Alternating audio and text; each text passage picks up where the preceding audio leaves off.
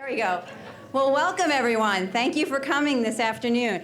The first announcement I have is that we do have an overflow room. The teen lounge, if it gets too stuffy in here or you don't like sitting on the floors or it gets too crowded in the back, the teen lounge, which is right this way, is available for people. So we've already filled the other overflow room in the lilac room. So thank you everyone for coming this afternoon. For this event this afternoon is the Takoma Park Sanctuary City Then and Now. It's presented by the city in conjunction with 3 very active local community groups. Because I think in Takoma Park, that's all we really have, is very active community groups. The first is the Mayor Sam Abbott Living Legacy Project of Historic Takoma. They were the ones who first envisioned this program today many months ago, and boy, has it grown. The other is Casa de Maryland, which was founded in Takoma Park in 1985, and our newest group, the Takoma Park Mobilization. So thank them all for today. Great. So over the past, I'd say week and a half, I've gotten a lot of questions about sanctuary cities. People have asked, what is a sanctuary city? How does it work? And who does it impact? But the most important question I've been asked over the last 10 days, did we lose me? Okay, sorry. It's why is Takoma Park a sanctuary city? And my response is, we are a sanctuary city because it is an essential part of who we are as a community and goes to our core values. Takoma Park is a welcoming, diverse city that strives to be a strong, inclusive community. Our job at the city level is to do everything we can to make sure that everyone who calls the city home feels a part of the community, feels safe, and can live their lives with dignity. By building trusting and supportive relationships with immigrants in our community, we are not only benefiting them, but we are benefiting our whole community because we are a safer and more vibrant community. Thank you.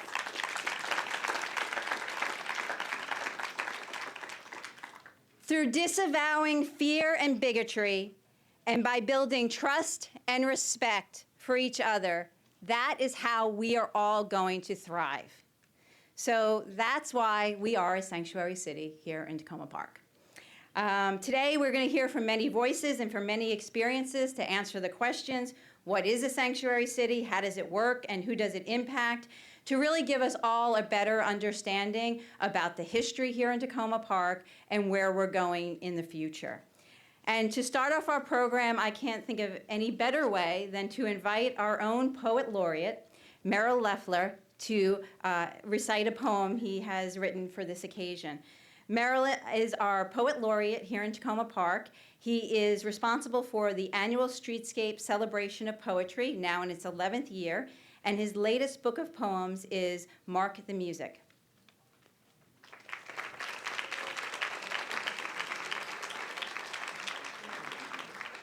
Thank you. Before I begin, I want to say something that it's been a privilege for me to be the Poet Laureate of, to represent Takoma Park in various ways over these last several years. But I've also said at different affairs that having a Poet Laureate in Takoma Park is a tribute to our city and to the City Council.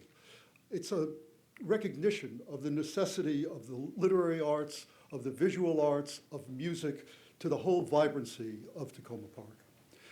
The poem that I'm going to read is called Together We, and it is a collage poem. It's in Italian, it's called a cento. It's made up of fragments of different voices, except for the beginning. But it begins with, appropriately, I think, an epigraph, and this is the epigraph. I hate injustice. I take the Declaration of Independence and the Constitution seriously. I take seriously that every one of us is created equal. That quote you will see out on that brown, more than a plaque, that's wall sculpture of Mayor Sami Abdullah Abbott, whose parents, if you don't know, were Syrian. So this is the poem, and as I say, it's made up of different voices, except in the beginning. This poem sets out with a doleful countenance and fierce determination. This poem is Don Quixote standing up again and again against the forces of misery, greed, and hate. It is Sisyphus at the mountain's foot, readying all his strength to push the immense boulder to the peak, knowing it will come thundering down again, and that he will once more begin again. This poem is Walt Whitman out on the open road, afoot and lighthearted, he wrote, healthy, free, the world before me. But he also wrote, and now to learn from crises of anguish, advancing, grappling with direst fate, and recoiling not. This poem is Emmy Perez, not one more refugee death. The Texas sun took a boy I do not know, a young man who wanted to reach Chicago, his brother's name etched in his belt. This poem is Iranian Roger Sidarat in the 3rd grade, dragged down the hallway by his hair, blindfolded, screaming, and forced to hear for an eternity, hey, Ayatollah, you're not welcome here. The US is for us. This poem is Ruth Behar, a child of many places left behind. Turkey, Bielorussia, Cuba, Israel, here now on 141 85th Street, Jamaica, New York, 6th-floor corner apartment next door to a boy from India. This poem is Shirley Geok Lin Lim, learning to love America, she writes, because I have nursed my son at my breast, because he is a strong American boy, because to have a son is to have a country, because my son will bury me here. This poem is even Emily Dickinson in mid-19th century. These strangers in a foreign world, protection asked of me. Befriend them, lest yourself in heaven be found a refugee. This poem is Lilo Gonzalez, who we're going to hear, and his brothers and sisters from El Salvador.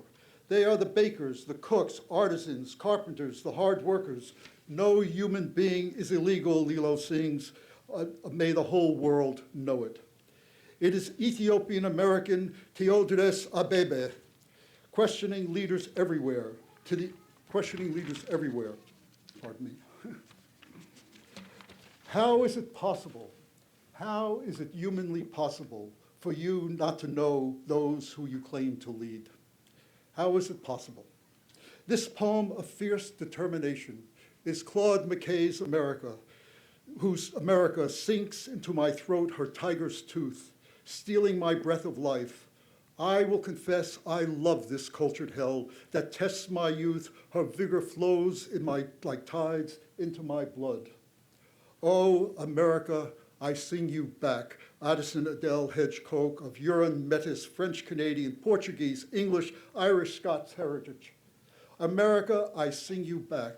Sing back what sung you in. Sing back the moment you cherish breath. Sing you home into yourself and back to reason.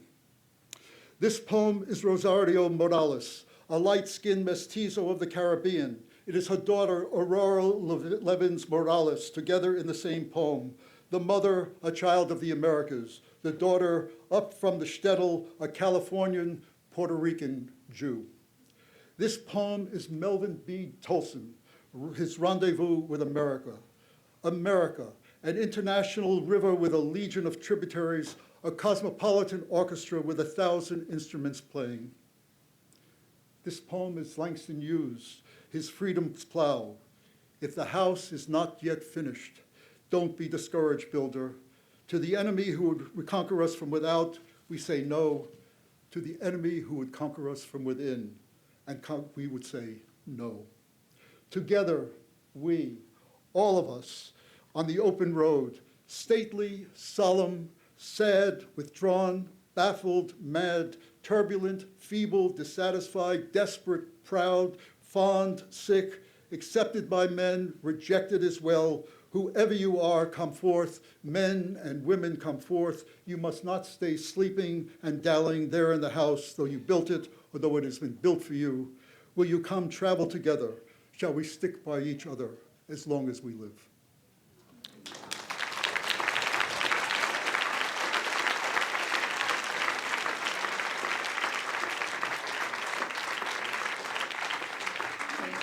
Thank you, Meryl. Thank you very much for those words. Just again to announce that there is an overflow room in the teen lounge. And so if people would like to go to the teen lounge, it's in that direction to get a seat and be a little bit more comfortable. Now we're going to move and take the historical perspective on our sanctuary city. Beginning in 1985, Takoma Park became a sanctuary city. In the 1980s, local churches were offering sanctuary to some of the refugees fleeing from the civil wars in El Salvador and Guatemala. This led to a series of supporting resolutions initiated and adopted by then Mayor Sam Abbott. And in 1985, the ordinance was officially passed, making Takoma Park a sanctuary city. We are here now from Delegate Ana Sol Gutierrez. She's a delegate from the 18th District for the Maryland House of Delegates in Annapolis. In 2002, she made history as the first Latina ever elected as a Maryland state legislature to the House of Delegates.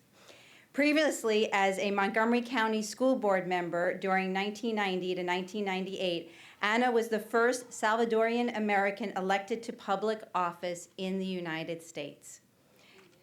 Yes. She's a former president of CASA and a founding member of the Maryland Latino Legislative Caucus. Among her key policy issues are educational equity, livable wages, the Maryland Dream Act, and the protection of immigrant, civil, human, and women's rights. Please welcome Delegate Gutierrez.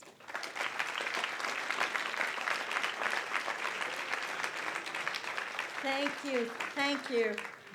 It's such a pleasure to be home. This is what coming to Takoma Park means to me, because everything she has talked about is really some of my more recent history. But I knew Sammy Abbott, and Sammy Abbott was who got me started on a political path. He was an amazing man, as many of you know. But personally, we got involved in the Rainbow Coalition in the early 80s. And he urged me to jump in and become one of his delegates to the convention. And I'd never run for anything. I hadn't even considered it. As a matter of fact, I had just become a citizen. The first vote was to vote against Reagan and all of his horrible policy in El Salvador. But so he got me hooked, and I went to the convention. I supported Jesse Jackson, and when the convention was over, we were all sad, you know, how our heart was really into this view of a true rainbow of people coming together for progressive issues. And he said, no, don't be sad. Just what you need to do is go back and get elected. You have to be at the table. And I honestly had never even thought of running for office. But that got me started. And in 1990, after being very angry at what I was seeing happening in the public school system where I went to and where I was prepared to do really incredible academic work. I'm a chemist, I'm an engineer. All of a sudden, that system was not dealing with the kids that were coming from Central America, these little brown kids that didn't have two PhD parents that had been preparing them, you know, to enter public school. All of a sudden, this school system was treating them like second-class citizens. And I looked around and I said, well, there's nobody on the board that's going to be able to speak for them. And it was that anger, that passion I had for some remedy to having a school system that could teach wonderful subjects and had great teachers to not provide that education to these kids was, to me, an injustice. And so that's what got me started. I ran for office in 1990, and at that time I didn't know there had never been a Latino, a Hispanic elected to anything in Maryland. Never. So it just, I think, places in my mind a placeholder in time as to when we started having a voice where we already had a presence, but we were very invisible to our society, except here in Takoma Park. We knew that we had a friend in Sammy Abbott. And what I've put together something that really was more kind of for my own remembrance than what probably most of you are going to be able to see, because you can't even see the documents. But I urge you to look at the archives of what was said and what was done in that time here in Takoma Park. The wording of the resolutions, the understanding of what was happening in Central America, what was happening in the world, what was happening in our Congress, what were the policies that a bad president who only saw Central America as a threat because they could walk here in 2 days. It was horrible. There was $1 million worth of bombing spent every day in Central America. Millions of people were dying. And now, looking at the documents that my beautiful friend Nancy Abbott provided me, I really want to thank her for kind of making me remember things that I had forgotten that were really, really very important. I'll go quickly through the presentation to show you that. But I guess the context, the framework that I want to leave with you as we kick off this incredible event is that we did some terrific stuff. We had incredible leadership. We were brave and courageous, and we stood up for those values that are in our hearts. And I wish I could say we won the battle, but we're back there again. And that's why today is so important to me and hopefully to all of you, because whatever was the ways that we fought back then, I think we have to brush them off and maybe even escalate and have even stronger tools. So thank you. So let me get started with the presentation. If I can remember, I think I can just hit, there we go. That's how it all began with wonderful Sammy Abbott. And I want to, if I can do this quickly, I want to have us hear him for just, let me get this here. And let me screen this thing. As I was doing this research, I came across this incredible short YouTube video of Sammy. And he was talking about the Takoma Park Folk Festival. But he was talking about the bigger issue. He was talking about what was happening in Central America, what was happening here. And he ties this whole world and humanity together as nobody else can. So hopefully this will play well. If you recognize yourselves.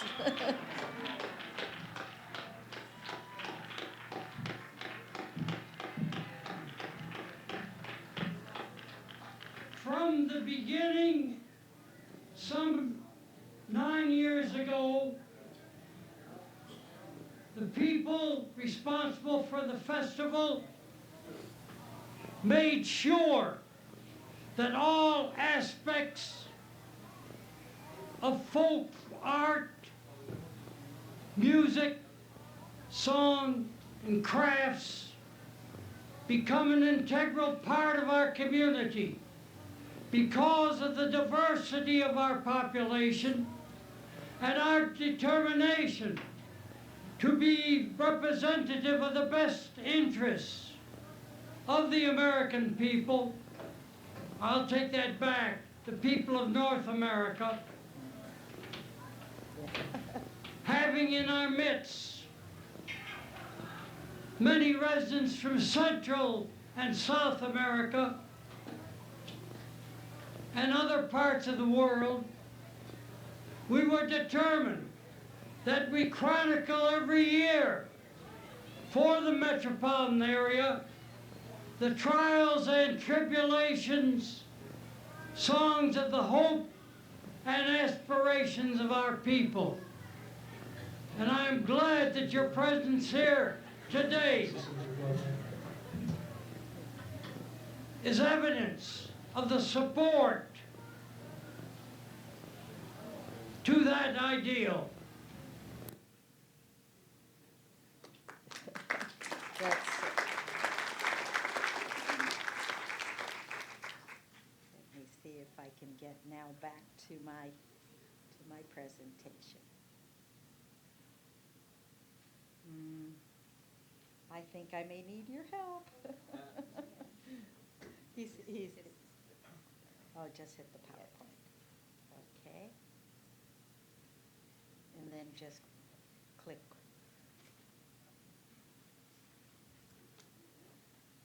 And then just click the next button. Okay. All right.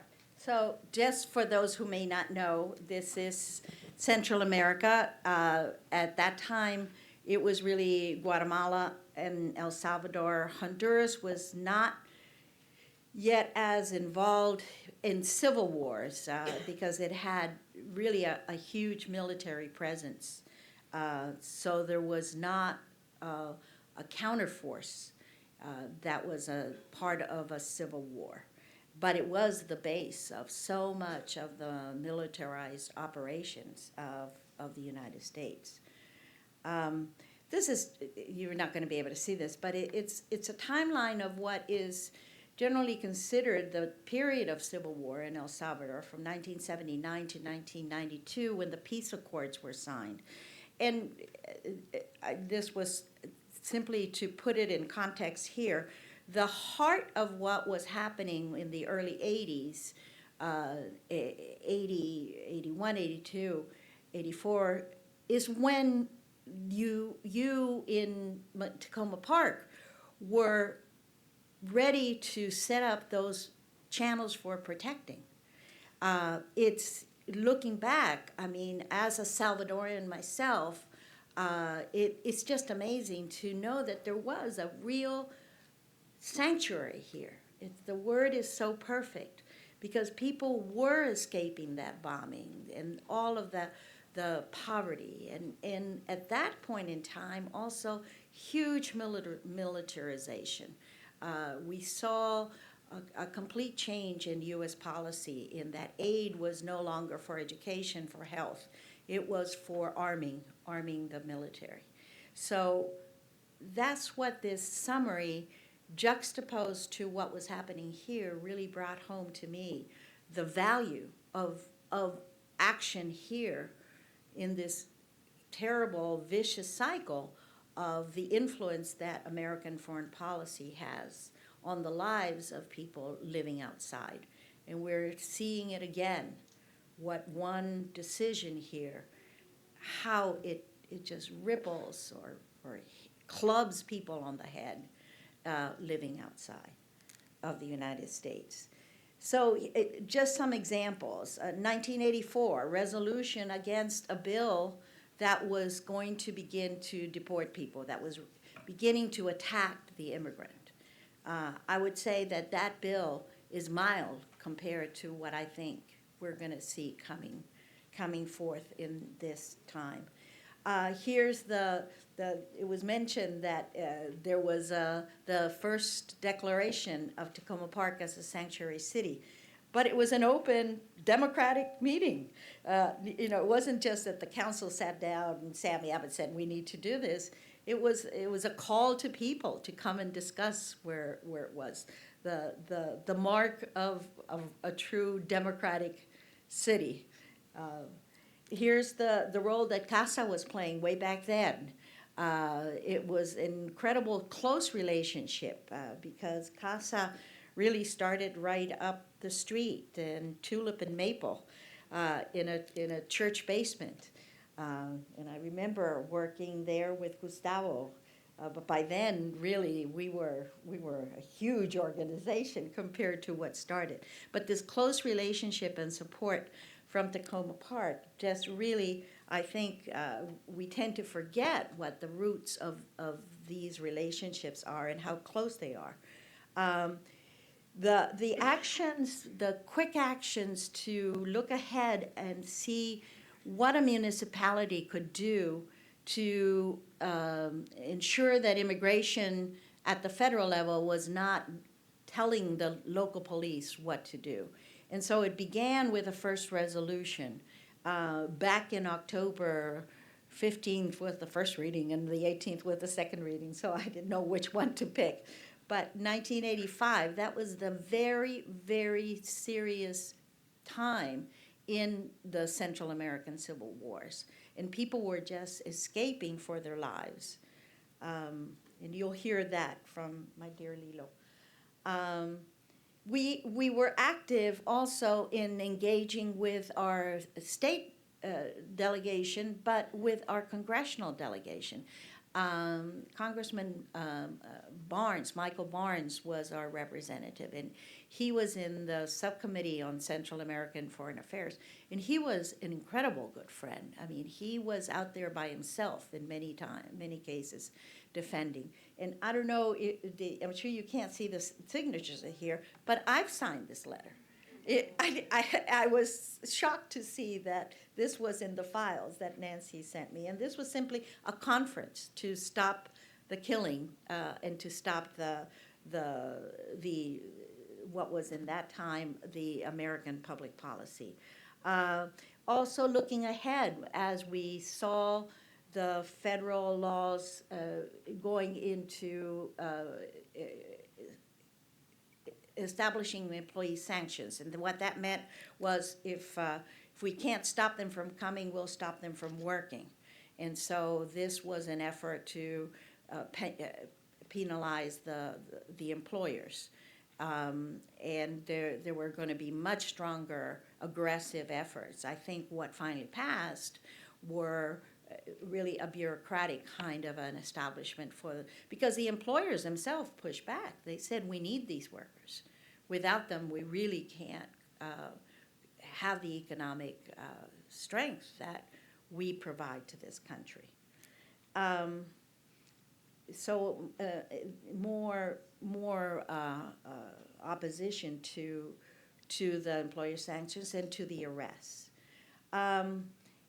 And what was really interesting is that the law enforcement policies that were set back in 85, 86, all of a sudden were questioned again in 2007.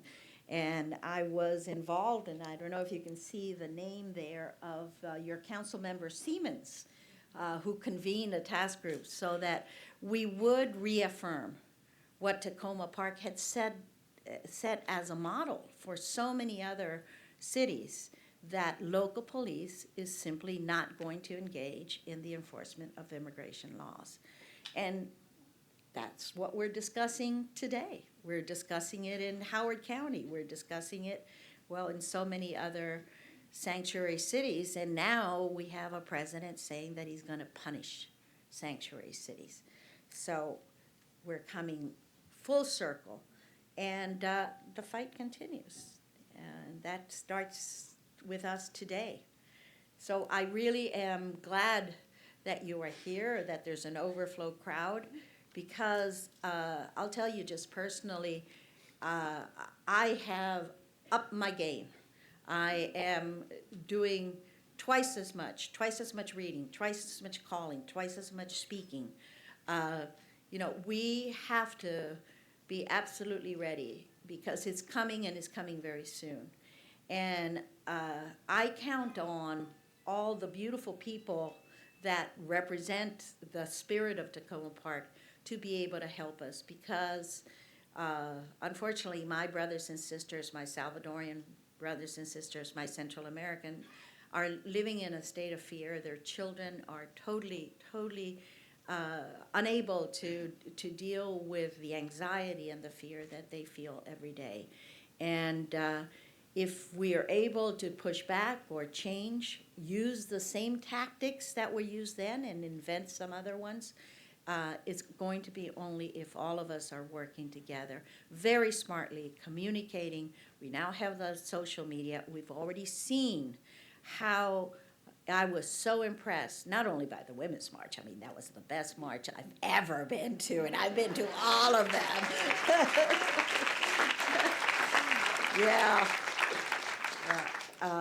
But also the response to the travel ban throughout the nation, with everybody showing up and being ready. It's just amazing. And I do trust that the courts are going to be our primary instrument of fighting back. So thank you very much for letting me get this off my chest. And you know where you can find me. And I'll be happy to help work with you, and with Takoma Park, with everybody. And please give us a little helping hand. Thank you. Thank you very much.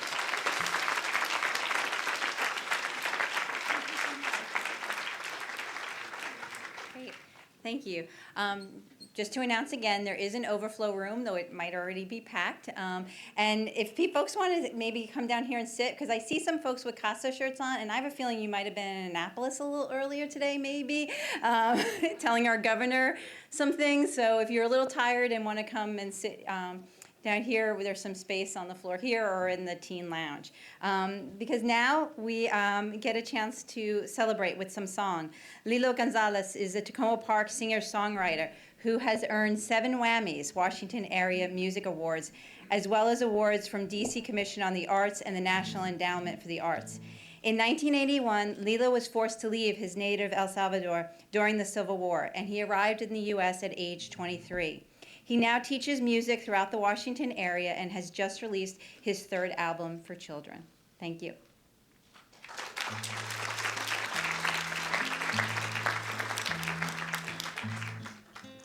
Yo salí muy temprano para no despertarlo, para que no llorara, para hacerlo más suave, para hacerlo mejor. Una mano en el pecho, la otra con el pañuelo, hilvanando los sueños, sin pensar lo peor. Manuelito despierta y me dice, mamita, ¿cuándo regresarás? La respuesta no es fácil, la estrategia se rompe, sepa Dios la verdad. I didn't cross the border, my friend. The border crossed my land. Don't be afraid, mi hermano. This land is yours and mine. No me jodas, paisano. This land is yours and mine. Yo pasaba los años celebrando cumpleaños en la esquina de la Mission, y al fin regresé. Ya no habían amigos, unos se habían ido, los desaparecidos, los que sueñan con él, los que vienen de abajo y que importa un carajo si no saben leer. Ellos son mis hermanos, lo más puro y más sano, los que cortan café. I didn't cross the border, my friend. The border crossed my land. Don't be afraid, mi hermano. This land is yours and mine. No me jodas, paisano. This land is yours and mine.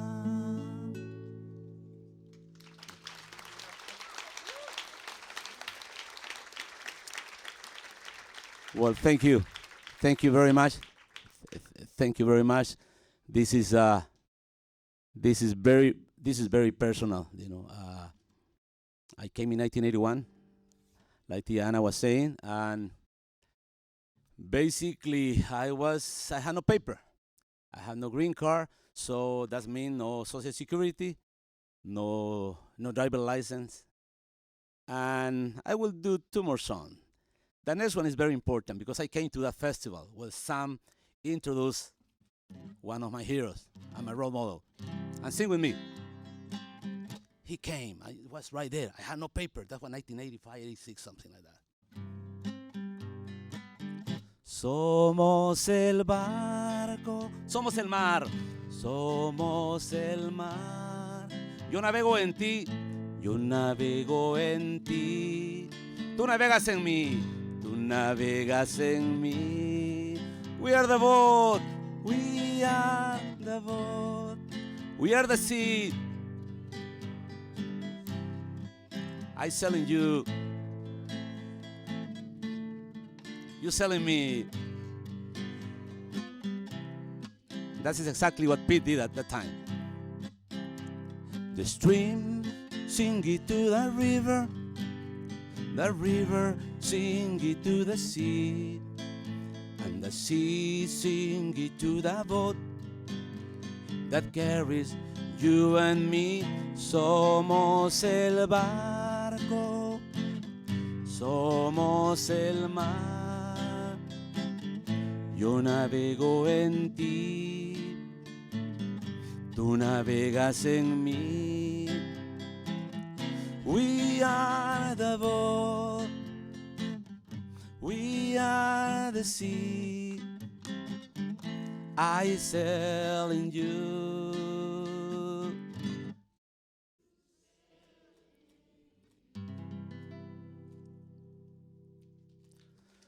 So thank you very much. Thank you very much. The first song is for my first album, A Quien Corresponda. And it's the story of a mother. You know, it's a real story of this mother. And this Jackie brother, you know, I went to Tucson. And I asked this guy, you know, well, first he said, you know, when did you cross the border? He told me. And I said, well, I crossed in 1981. And I said, when did you cross it? And he said, no, man, the border crossed my land. He's from the Yaqui Nation. And there is Yaquis in Sonora and Yaquis in Arizona. And this is my last song from my new album. As you can see, I'm a superhero, right? I just put together this song. This album is called Singing for a Better World. And this is one of the songs, and I want you to, Peter, stand up. He wrote this song. He's from Takoma Part 2. And I invite my daughter. She's the real singer in the album. She started.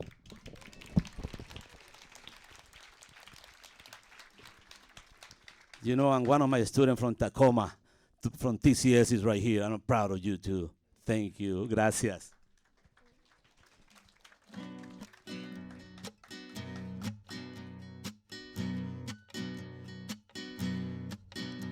You cannot stop the clouds from forming. You cannot stop the rain from falling.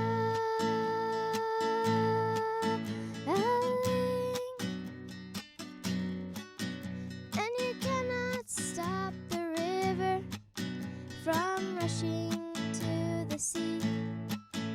And you cannot stop the people fighting to be free. One more time. One more time. Stop the clouds forming. You cannot stop the rain from falling.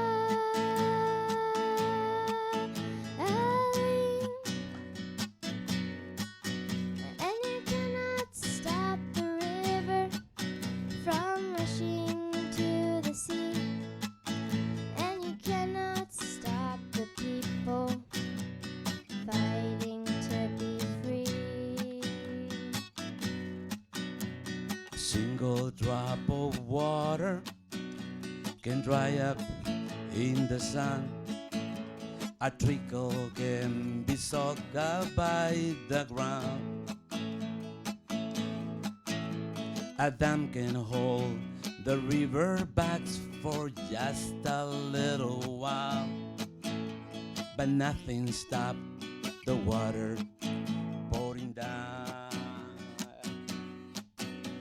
You cannot stop the clouds from forming. You cannot stop the rain from falling.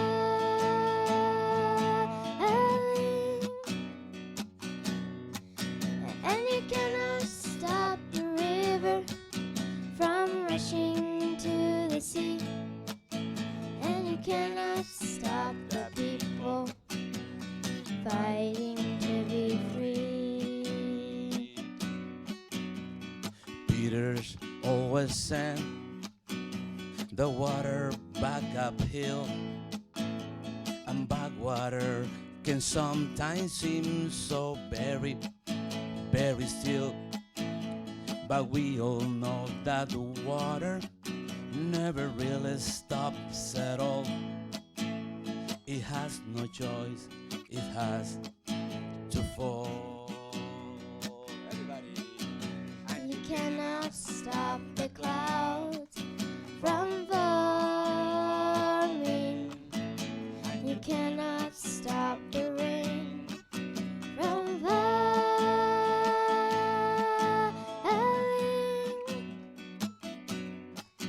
And you cannot stop the river from rushing to the sea. And you cannot stop the people fighting to be free.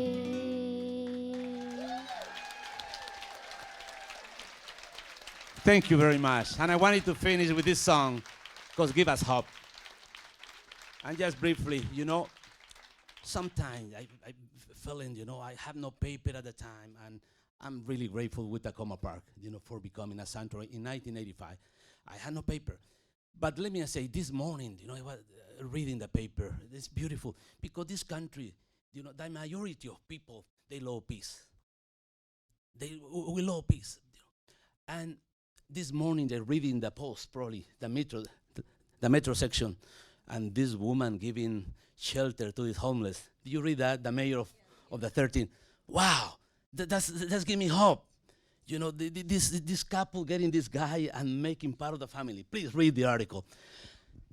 Yesterday too, also I read this so powerful, and I think we'll need to build something better for this generation.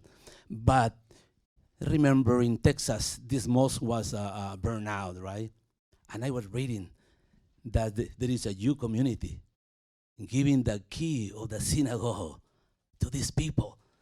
That is so powerful, and that's made me hope. That's made me hope because we are brothers and sisters. 5 years ago, I went to Cairo. I'm a Salvadorian. I was invited, by this friend. He was teaching at the university. And in the morning, I told him, David, what can I do? Can I walk by myself? And he told me, you can go wherever you want. This is the safest city. I cannot do that in my country, in El Salvador, right now. It's so sad because we used to be like that. And I walk around, and he's a Jewish American, David Marcus, my friend. And we met this guy here in Washington, Mutaz Dajani, and he was living in Lebanon. He went to Europe. So we called him, and he knew, and he came. And that was beautiful. We walked 2 a.m. in Cairo, in this big city, and people, I was afraid because they talk loud. But no, I say no. They are saying, welcome to the city. You are bringing light. So, please, we need to do a better work. We need to celebrate the diversity. We are all brothers, black, brown, yellow, any color. Thank you very much. Muchas gracias.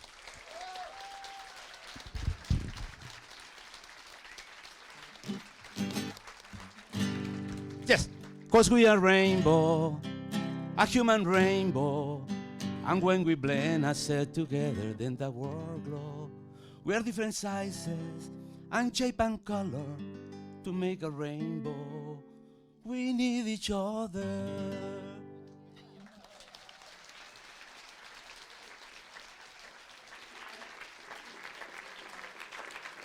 Thank you. Thank you so much. Wow, you keep coming. There are more people here. I have a feeling the overflow rooms are probably packed by now, but if they are, the teen lounge and I think the lilac room might still have a little bit of room in them if people want to move that way. Next, we are going to hear from Terry Siemens, who is a council member from Ward 4. He was on the city council, as Delegate Gutierrez mentioned before, when the amendments were made in 2007 and 2008. And I will say this is a pleasure of mine to introduce Terry Siemens as someone who is really my hero and thinking about who has served this city for so long and has been such a moral compass for us. So thank you, Terry. And Thank you. Well, thank you to everyone for coming today. Thank you, Mayor, for the kind introduction. I'm just going to take a couple minutes to talk about the two amendments that were made to the Sanctuary City Act.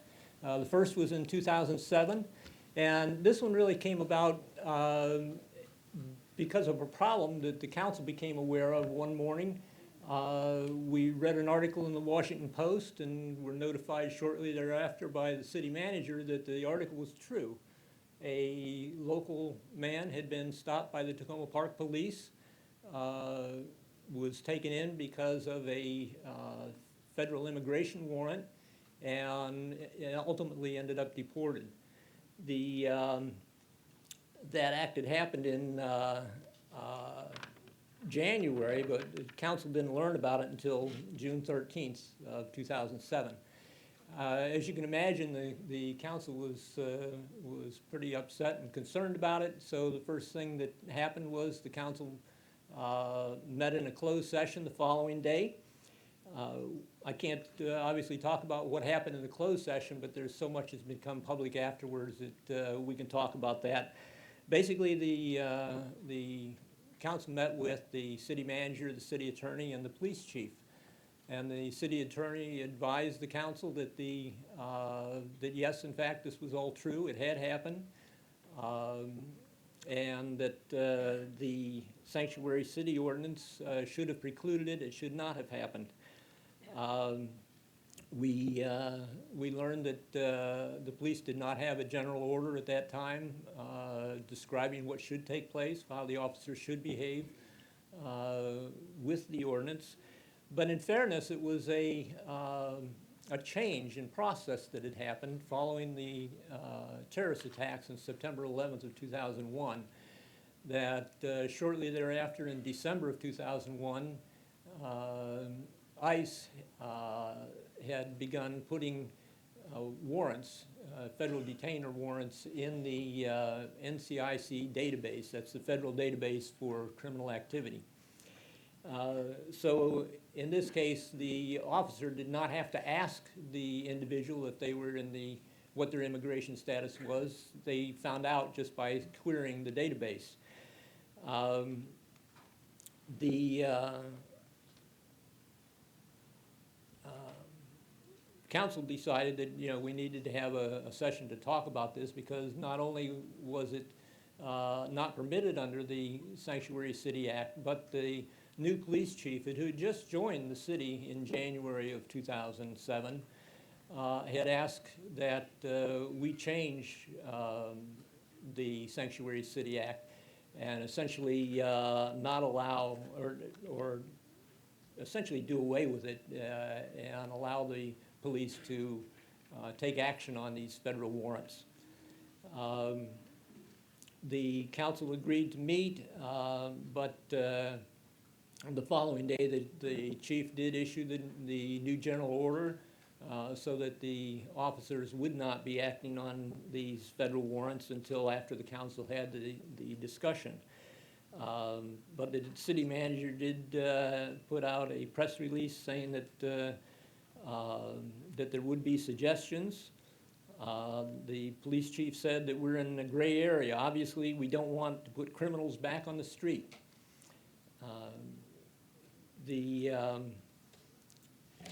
I can't tell you what other council members thought. I think we were all concerned.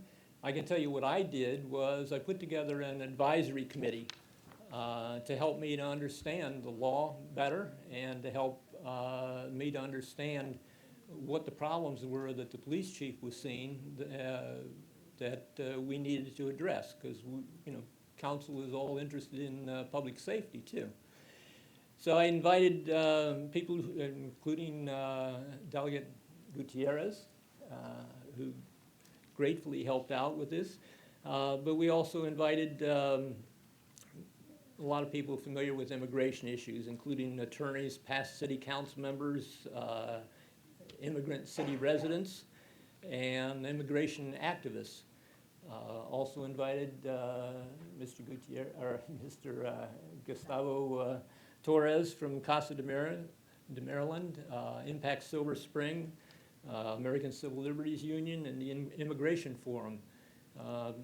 People who were interested in immigration issues.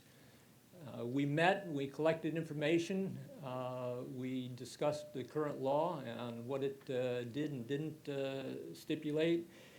And then finally we also had, ACLU was very helpful in helping us to understand what these federal warrants were and were not, and what was being put in the NCIC database.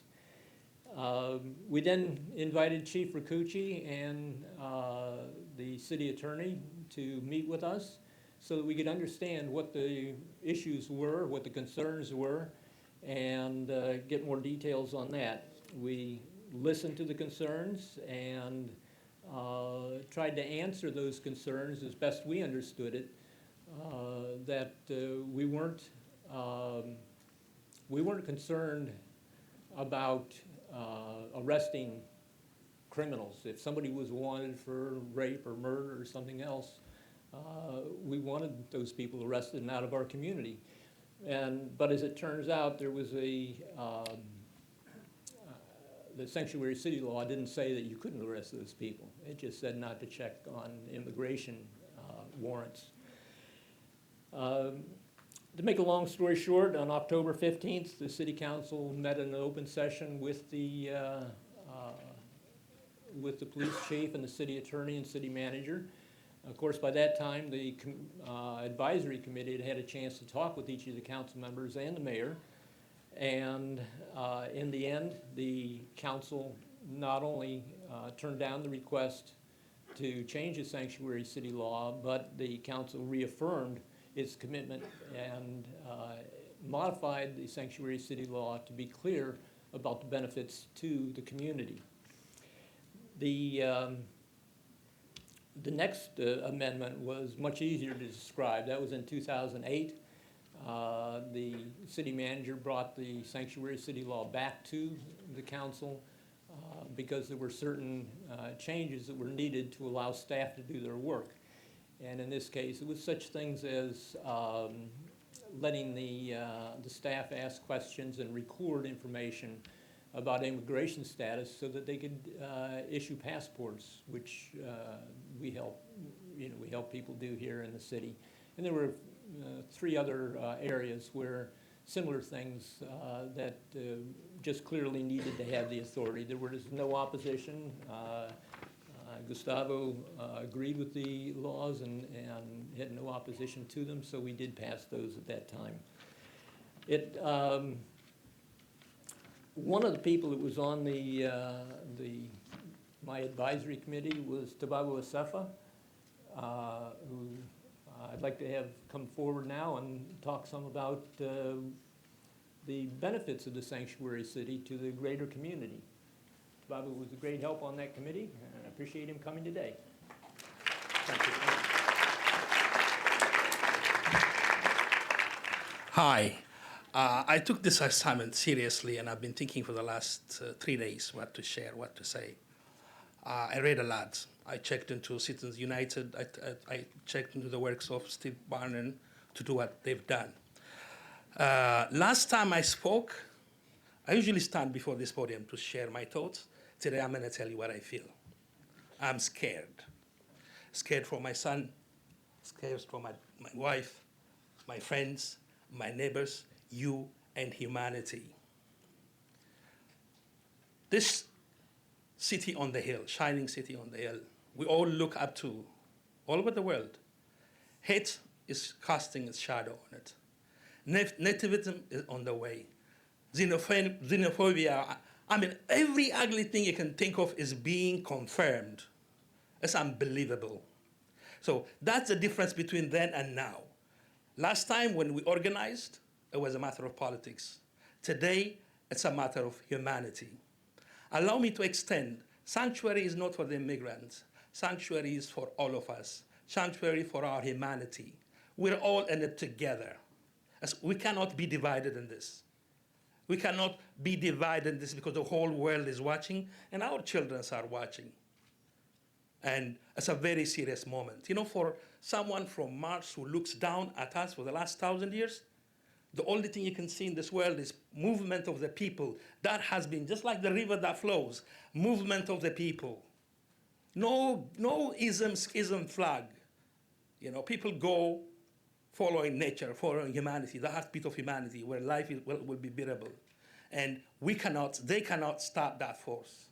You know, it's amazing. Last time when I was testifying at the sanctuary meeting, in the middle of my testimony, I remembered my memory did an amazing thing. I went to my childhood when I was 12 in Addis Ababa, Ethiopia, at the American Information Center, where I read an article that said, Takoma Park, Maryland, UC Berkeley, and Madison, Wisconsin, a radical city where people have power.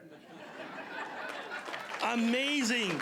As I was testifying, I had to switch, drop my train of thought, and share that, because now I'm here by some divine intervention, and I'm also an active member of this wonderful city we collectively call Takoma Park. You see, you've made an impression. Thank you, Sam. I was so happy to see his face. I've heard a lot about him. Nancy, it's wonderful to connect with you. Where are you? And yeah, so humanity will flow, love will win. You know, this is a temporary setback. So I want you to walk away with this. Sanctuary for our humanity, not to immigrants, because if one of us are sick, none of us are well. So I want you to walk away as standing as one. We cannot be divided. If you stand from a position of power and feel pity for someone else, you lost the ground. Yeah. So please stand as one. With that, let me quickly say thank you to the Million Women March they restored my faith. I came out laughing. I am a strong, empowered, traveled, educated, intelligent person, but they cracked my soul, and my soul was restored because of you, the many of you who walked with me. Nobody can touch us. Nobody can touch us. And that is, in fact, through the last word I'm going to leave with you, through our collective resistance, our humanity will be reclaimed. We will stand together. Nobody can touch us. So sanctuary for humanity, equal justice. I mean, to make life bearable, it's so difficult. Come on. Thank you for your attention.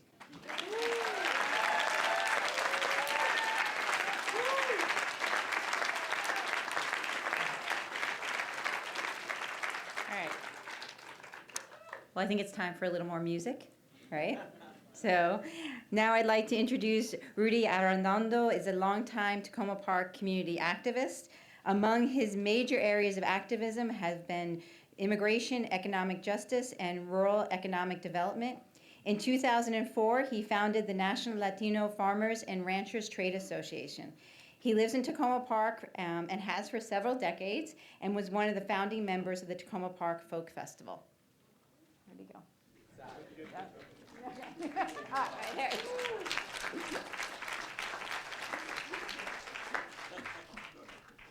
Thank you very much, Takoma Park.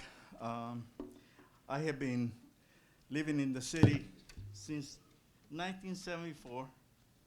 My children grew up here, and Sammy is responsible. He was at the DuPont Circle building and recruited me to come and help him with his first run for mayor. And so, Nancy, thank you so much for doing this. And, you know, fear is not an option, okay? And Takoma Park has always been at the top, the best Some people have called us the Berkeley of the East. Hey, that's good. So anyway, we all cross borders, be it domestically or internationally. So this song is for you, for all of you who are immigrants. I come from Texas. I moved to Ohio, settled out because I was a migrant farm worker, and lived in DC for a while. And I've lived since, I said, 1978 here in Takoma Park. And I love my city. There's a place, so I've been told, where the streets are paved with gold. And it's just across the borderline. When it's time to make your call, there's a lesson that you must know. You could lose more than you'll ever hope to find. When you reach the broken promised land, with all your dreams slip through your hands, then you'll know it's too late to change your mind. 'Cause you paid the price to come this far, just to find out where you are, and you're still just across the borderline.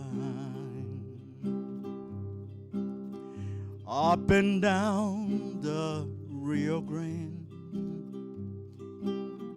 1,000 footprints in the sand reveals a secret no one can define. The river flows on like a breath in between our life and death.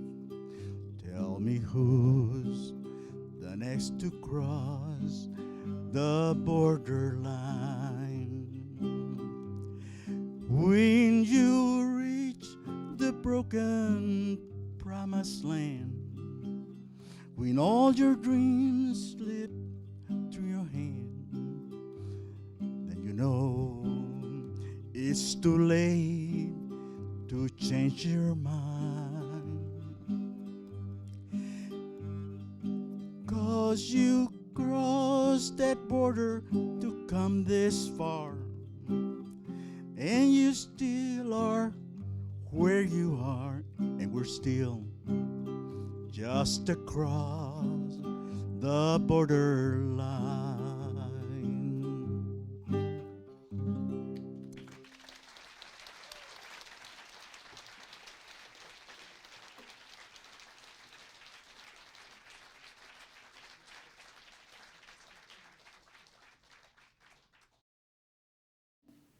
Great. Well, thank you. Now we're going to transition to the present and talk about what's going on today with a panel discussion. And so I'd like to ask Suzanne Ludlow, the Takoma Park City Manager, to join us. Suzanne has been part of the city for over 20 years, and so knows a lot of the history and what's going on today. And then as well, Alan Goldberg, our Takoma Park Chief of Police. Before coming to Takoma Park, Chief Goldberg worked for Montgomery County for over 30 years. And then we have our County Council member, Mark Elridge, with us. Mark served on the Takoma Park City Council for many years and was a teacher in at Rolling Terrace and has been active in many civic organizations. And then we also have Gustavo Torres, the Executive Director of Casa de Maryland, with us. I don't think this crowd needs to know, but I will remind you that CASA is the largest Latino and immigrant organization in the Washington, D.C. area. CASA started in the basement of the Takoma Park Presbyterian Church in 1985. And it now oversees a multitude of programs ranging from English and financial literacy, vocational training, leadership development, legal services, and job placement for low-income Latino families. And I will just I believe a number of members from CASA are here, and they were in Annapolis this morning, and I just want to give them a round of applause.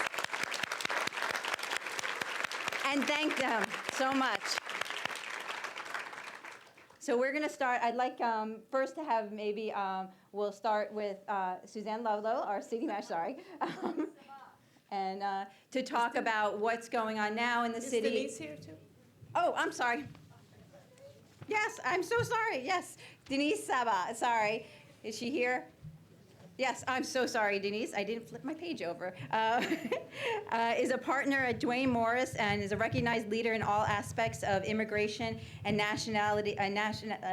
law and litigation. She has served as a former national president and general counsel of the American Immigration Lawyers Association and vice chair of the National Immigration Forum and board member of the Arab American Institute, as well as the ACLU National Capital Area board. So thank you, Denise. Sorry about that. Sorry. All right, so then we'll start with Suzanne. Okay, thank you. It's so exciting to have everyone here. And I know I've gotten some complaints that it's a little warm in the building. That's a lot of body heat, and I appreciate it very much. My job as city manager is to carry out the laws of the city of Takoma Park and ensure that the policies and desires of the city council are carried out. And one of the things that we look at very carefully is something like this kind of law, the sanctuary law that the council passed in '85 and has reaffirmed. Besides making sure that we follow the law, we also, it's also part of my job to make sure that our employees are taken care of. And they feel very uncomfortable in a season that we have right now. So I'm happy to look forward to answering any questions you have, but I think the more interesting people are down the line. Chief Goldberg. Good afternoon. It's a really good crowd. We were upstairs just before this started, about 15 minutes earlier, discussing a couple of things, and we got a text saying there was 12 people here. So you guys are punctual, I'll tell you that. So, but there is a lot of angst in the community about what is the police department going to do under the current administration with the current executive orders. And I'm really here just to assure you that it's pretty much business as usual as we've been doing. The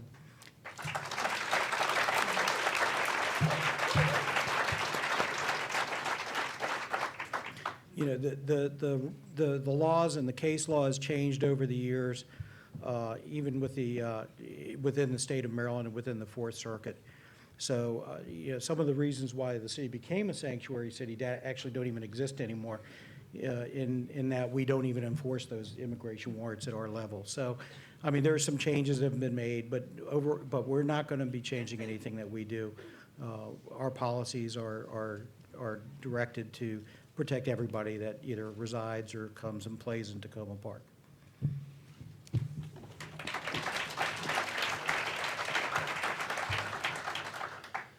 I'm Mark Elrich. I'm a Montgomery County Council member. I used to be a Takoma Park Council member, and when Anna was going through her presentation, one of those bills you put up there was something I introduced in 1990. So I've been at this for a very, very long time.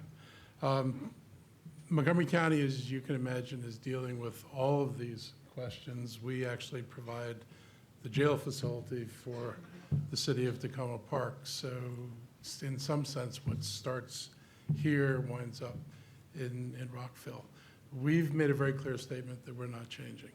The police chief has said we're not changing any of our practices. The executive has told every department that we're doing things exactly as we were doing them before.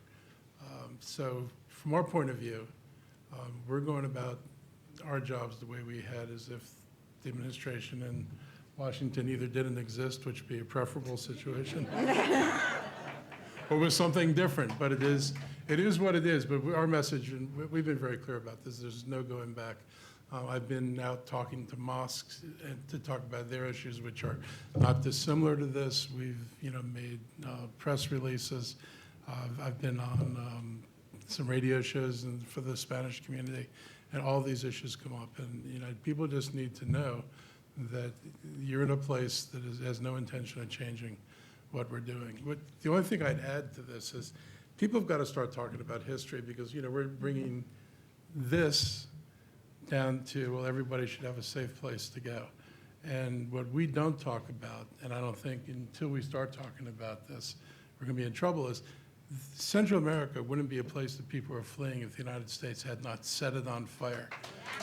It is our military, it is our death squads, it is our training, it is support of dictator after dictator that stole the people's land and left oligarchs in power that all were put there by Democrats and Republicans. Don't make any mistake about which party is the good party and which party is the bad party.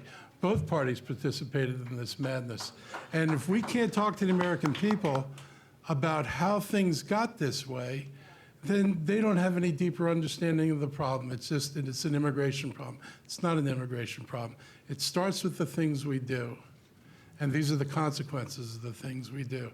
And people need not only to have compassion, but they got to have understanding. We cannot change this place if we don't start building understanding, we don't get the American people to understand our history, warts and all, good stuff and bad stuff.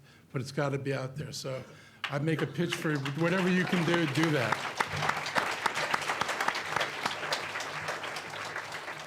Thank you very much, Mark. Again, Gustavo Torres from Casa. Allow me to say a few words in Spanish, because I have a lot of people from my community right here who only speak Spanish. Thank you very much. Quiero decir unas palabras en español para nuestra comunidad. Muchísimas gracias por estar acá. Nosotros sabemos en Casa y aquí en la ciudad las dificultades que estamos viviendo en este momento, el dolor de la separación de las familias, el impacto de las políticas de Washington en contra de ustedes, de nuestra comunidad. Pero quiero que sepan que en esta ciudad de Takoma Park, Casa siempre está con ustedes, porque son unos valores extraordinarios de solidaridad, de respeto y de amor por el vecino. Así pues, de que muchísimas gracias por estar acá. Again, thank you very much. And what I say, the few words in Spanish is that thank you to our community who are right over here, who we know how they are suffering right now because they are splitting the families. And I also say to them that right here in our city and Casa, they have our support because we believe in justice, in solidarity, we believe in unity, we believe that it's very important that we keep working together. And that is the reason why Casa is so proud to be a child of this beautiful city. Well, it's not longer a child, it's 32 years old. So. But still, we feel that we are a child. And we truly believe that we embody your values. These extraordinary values that you educate us as an organization, now we share all around the state. And we share all around Virginia because we expand to Virginia. And we share all about Pennsylvania because we expand to Pennsylvania. Your values are so very important. It's my values, it's the values of our community. This value of solidarity, of compassion, of love, justice, peace, that is your values, that we believe that is the values that we need to carry out. And you know what? Now we have an extraordinary opportunity right over here in Maryland to make sure that our values, your values, are going to be expanded to the entire state. We are planning to introduce next week a legislation in Annapolis called the Trust Act. It's a very similar legislation what you have right over here. The sanctuary city. We want to expand it to the entire state. And we need your help to make sure that we accomplish that. And I am very sure that you calling your delegate and your senators that, by the way, strongly support this legislation. It's so very important that we work together because we need to send a very strong message that we are one family right over here in Takoma Park and in the state of Maryland. Thank you very much.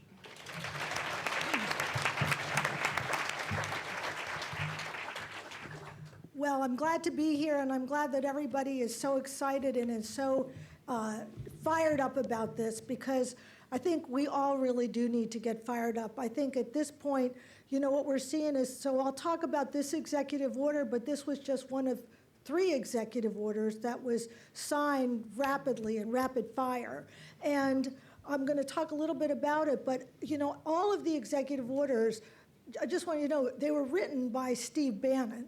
They didn't have, they didn't have the vetting process that a normal executive order would have.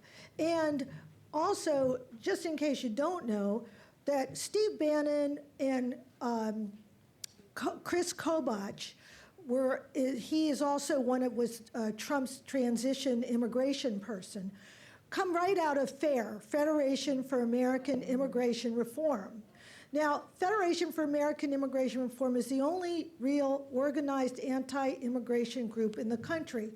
And it has all these spin-offs, but it's all part of this one organization. You see the Center for Immigration Studies, which is the think tank of FAIR.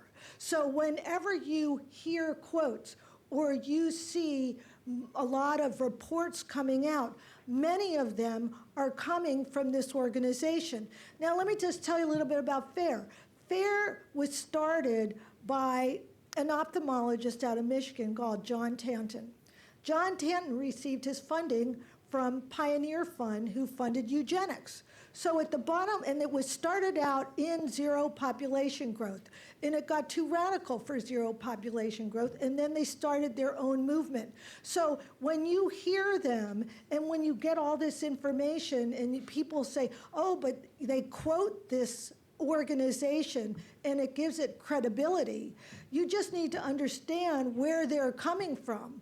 They're not coming from a place of, look, like, let's take a look at this and come up with a reasonable and rational system. That's really not what their focus is. Their focus is zero immigration. That's what it is. So I just wanted to point that out just in case you didn't know who they are and where this information is coming from. And they also had a whole transition book, which all presidents do, you know, that Trump is actually using. And a lot of these executive orders are right out of the book.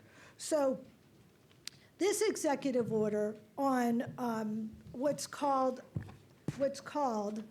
enhancing public safety in the interior of the United States. Now, nobody would disagree with anybody that wanted to enhance public safety in the interior of the United States. Who would disagree with that? Nobody. You know, but then it goes on to say, and this is the things that really, it says, it targets sanctuary jurisdictions right off the bat. It's like sanctuary jurisdictions across the United States willfully violate federal law in an attempt to shield aliens from removal from the United States. These jurisdictions have caused immeasurable harm to the American people and to the very fabric of our republic. This is what, and you can tell it's coming right out of this guy's playbook. You know, so, and the interesting thing is there's no real definition for sanctuary jurisdiction or sanctuary. There's no actual real definition. You know, so, maybe the better word is really safe cities, safe jurisdictions, because that's really what you're talking about in terms of sanctuary. Basically, you know, the sanctuaries, you know, are focused on what law enforcement does best, which is build and maintain effective policing through public trust to keep the citizens safe. That's really what this is all about. And basically, what Sanctuary says is, look, let the feds do their job. They have a job. There's a federal immigration law. Let them enforce the law. Don't try to deputize all these local and state law enforcement to enforce a federal immigration law. That's what really sanctuary is when you boil it down. And then the the big thing about this executive order, and this is where the hammer comes down, is that it says that, that they want to take away any federal funding to cities or local jurisdictions or states that have these, I call safe cities. Now, this is a bigger issue. Now, can they actually do that? Well, the San Francisco actually has filed a lawsuit against Trump on this issue just recently because they're a safe city or a sanctuary city. And basically, their argument, and I think that it's a good argument, is that they are arguing basically the 10th Amendment of the Constitution, which says that, look, you know, the power goes to the federal government, but anything that isn't specifically sent to the federal government is reserved to the states and the people. That's what the 10th Amendment says. And so, you know, they tried to use this with regard to gun legislation. You know, it's like if you flip it over, you know, they tried to use this with gun legislation, and they said, no, you can't, the states can actually do whatever they want with gun legislation. So it's kind of, we're flipping this on our head at the moment, because now we're coming in and we're saying, look, you can't do this. This is not legal. This is unconstitutional. And the other issue is that if they're saying we're going to take away funding and it becomes like a hammer, and you won't really have a choice, that again is unconstitutional. So I just wanted to kind of give you the overview of what this particular enhancing public safety in the interior of the United States looks like.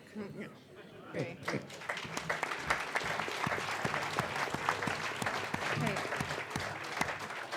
Thank you, Denise. Thank you to all our panelists. I know we're going to put some microphones around for people to ask questions, and we'll do that for about maybe 10 minutes and do some questions. So I think we have, if you raise your hand, we will have our mic runners around. But maybe, Gustavo, maybe I'll actually start with a question for you, which is because, as I said before, you know, Takoma Park is a pretty activist community. And I know you started talking about the Trust Act.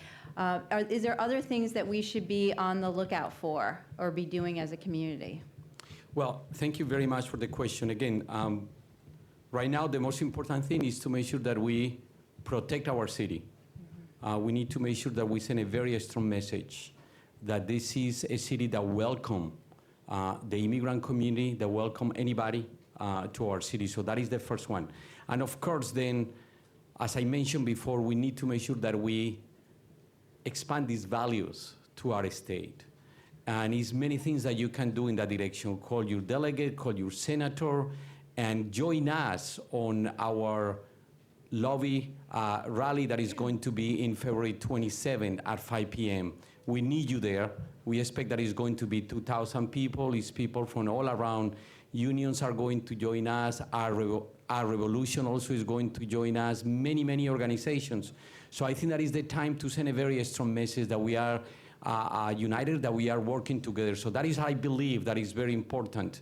And finally, the another piece that is very critical is that we also need to pass a legislation in Montgomery County, right? And we have Mark right over here, our friend, who I'm going to put on a spot.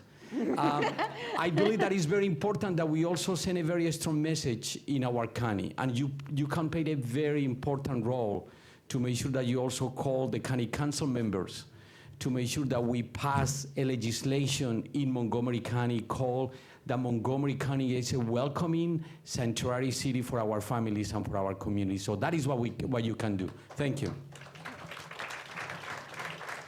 Thank you. Do we have the microphones? Are we ready? Yes.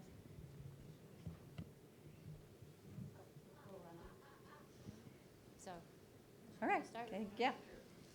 We have a lot of people. We have so many people. I Okay, know. we'll start.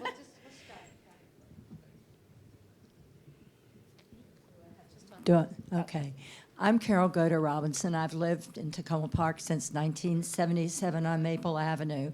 And I'm very, very concerned about what's going on. I'm very concerned about the way things are being covered in the media. The fact that now all of the media is so coalesced, people don't read newspapers, they read tweets from our supposed president. And if you, an example that I can give is that I marched with, I would estimate, between 10,000 and 20,000 people last Sunday against what we call the Muslim ban, which they refused to, basically. Yeah. So the question, yeah. But I'm trying to get to it. So the point is that they didn't. There were 10,000 to 20,000 of us marching from Lafayette Square and stopping, talking to the White House from afar, and then in front of the old International Post Office, all the way up to Connecticut Avenue. Okay. Yeah, so the point is it was not covered in the Post. It was not covered in the New York Times. A lot of these things are not being covered. They give a shot of the airports. And my question is, when people protest and when you say something, I can go walk over to Jamie Raskin's house and say, Jamie, I'm really upset about this, but he's on the same page. Great. How do we reach the people that aren't? Great. I think actually we should take 2 questions and then do some answers. So Anita's over there. You've got the mic. Why don't you stand up and say your name, and then we'll go. Hi, I'm Mary Waterbury, and I'm an alien from Silver Spring. I'd like to know if there's any settled case law involving sanctuary cities that have actually defied federal things like what Trump has just done. Is there any settled case law about that? There's case law on this issue of the particular section of the law that they use is this section that says that they'll withhold funds from sanctuary jurisdictions and no federal grants if you take action against local entities that hinders the enforcement of the federal law. And so Section 1373 basically says that the local government may not prohibit or restrict any government entity or official from sending to or receiving from federal immigration official information regarding citizenship or immigration status of an individual. So a lot of these ordinances, they don't even collect that information. That's where the issue is. It's like, well, they're not withholding it. They're just not collecting it. And now what they say is, we want you to collect it. And so that's why this case is going to go up, because the way that they always come back is they go, well, you're supposed to do this, but there isn't anything in the federal statute that says you're required to collaborate with the federal immigration enforcement of the federal immigration law. What they're doing is they're saying they really want to deputize. They want to deputize the communities to enforce that federal law, just like they want to deputize employers to enforce that law. So there is law on that particular issue. On this particular executive order, it hasn't been as clear as this, so we'll see what happens with the San Francisco case. Okay. You can hold, can you hold it for a second? Yeah. Thank you. Thank you. I Is think the we have case another- is the case in Arizona, which involved police stopping Right. the immigrants, is that relevant to? Yes, it is, and they said you can't do that. You can't stop somebody just on the basis they look like, what? They look like an alien? I don't know. They said you can't do that. Mark, did you want to? Yeah, we had a long discussion with our attorneys about the state of the law, and we actually feel pretty good. We don't fall under their definition of sanctuary because, frankly, when somebody gets arrested, they get fingerprinted. Fingerprints go to the FBI, and Homeland Security, and these crazy people share the information. So they never have to call us and say, we want immigration information on somebody, because they already have it. So we're not withholding anything. They already have whatever information they want. An ICE detainer is not a warrant, so it's a request. So we decide what retainers we honor and what retainers we don't. We don't honor we will honor retainer for somebody who's violent, who's been arrested and is in jail and getting out, and they have a record that we don't want them back in the community. We don't honor the detainers on most everything else. And so we're only honoring a small number of the detainers that ever get put out there. You mentioned the 10th Amendment. There's also, you have to have a nexus. If you withhold federal funds, you have to have a nexus between withholding money and the action you've taken. So there's no nexus between that. We don't collect immigration information in any of the social services that are provided by Montgomery County. So you may not qualify for a program if it has federal funding, but we don't keep a list of who applied and didn't qualify because they were immigrants, and we have no reason to keep that list. So the law was, it's not a law, the order was kind of bizarre in the fact that it left out virtually every way that we function. I think they're going to have a very hard time finding a nexus that gets us under it. I do want to recognize you have your Senator Will Smith here, and I saw Janelle Wilkins in front there, so other people are listening. Great. And actually, could I just follow up on that? And this might be a question for Denise, because this is a question I've had about the executive order, and it goes to what Mark was just saying about the detainers. Because before, I think the county has talked about, categories 1 and 2 in certain crimes. Does this executive order throw out those categories, or where are we with that? That's a question I have. Well, so in terms of, they have a different set of priorities than the Obama administration had. And Just a little? Just a little. Just a little. Just a little. And, but I just want to clarify something about detainers, though. The reason, there's a section in the immigration law that talks about if a person is released from their criminal sentence, say, then there's a section that talks about that that immigration can say to the local law enforcement, you hold them for 48 hours until I come pick them up. And so so that had been actually a lot of county, local, state, and enforcement jails were doing that. But they got sued, and they got sued because these detainers, you don't have to go to a judge to get a detainer. They just write it down, and then they just send it over to the jail. And what happened was, people were being detained that shouldn't have been detained, and these counties and places got sued for sometimes 6 figures, and they had to pay out. And that's money out of the local, state juris pockets. So those detainers, it then became, well, if you want to voluntarily, agree to do that, you can, but you're not required to do that. So that's with regard to the detainer issue. And the information on when a person's released is public record. So if they want somebody, they can show up. But if they don't show up, they can't ask us to hold them. And so we don't, in most cases, we don't honor it because, they've served their sentence for whatever crime Montgomery County had business for putting them in jail. And the last day of the sentence, we're done with them. They're out the door, it's over. Right. And then in terms of the enforcement priorities, I have them right here. So they're a little broader.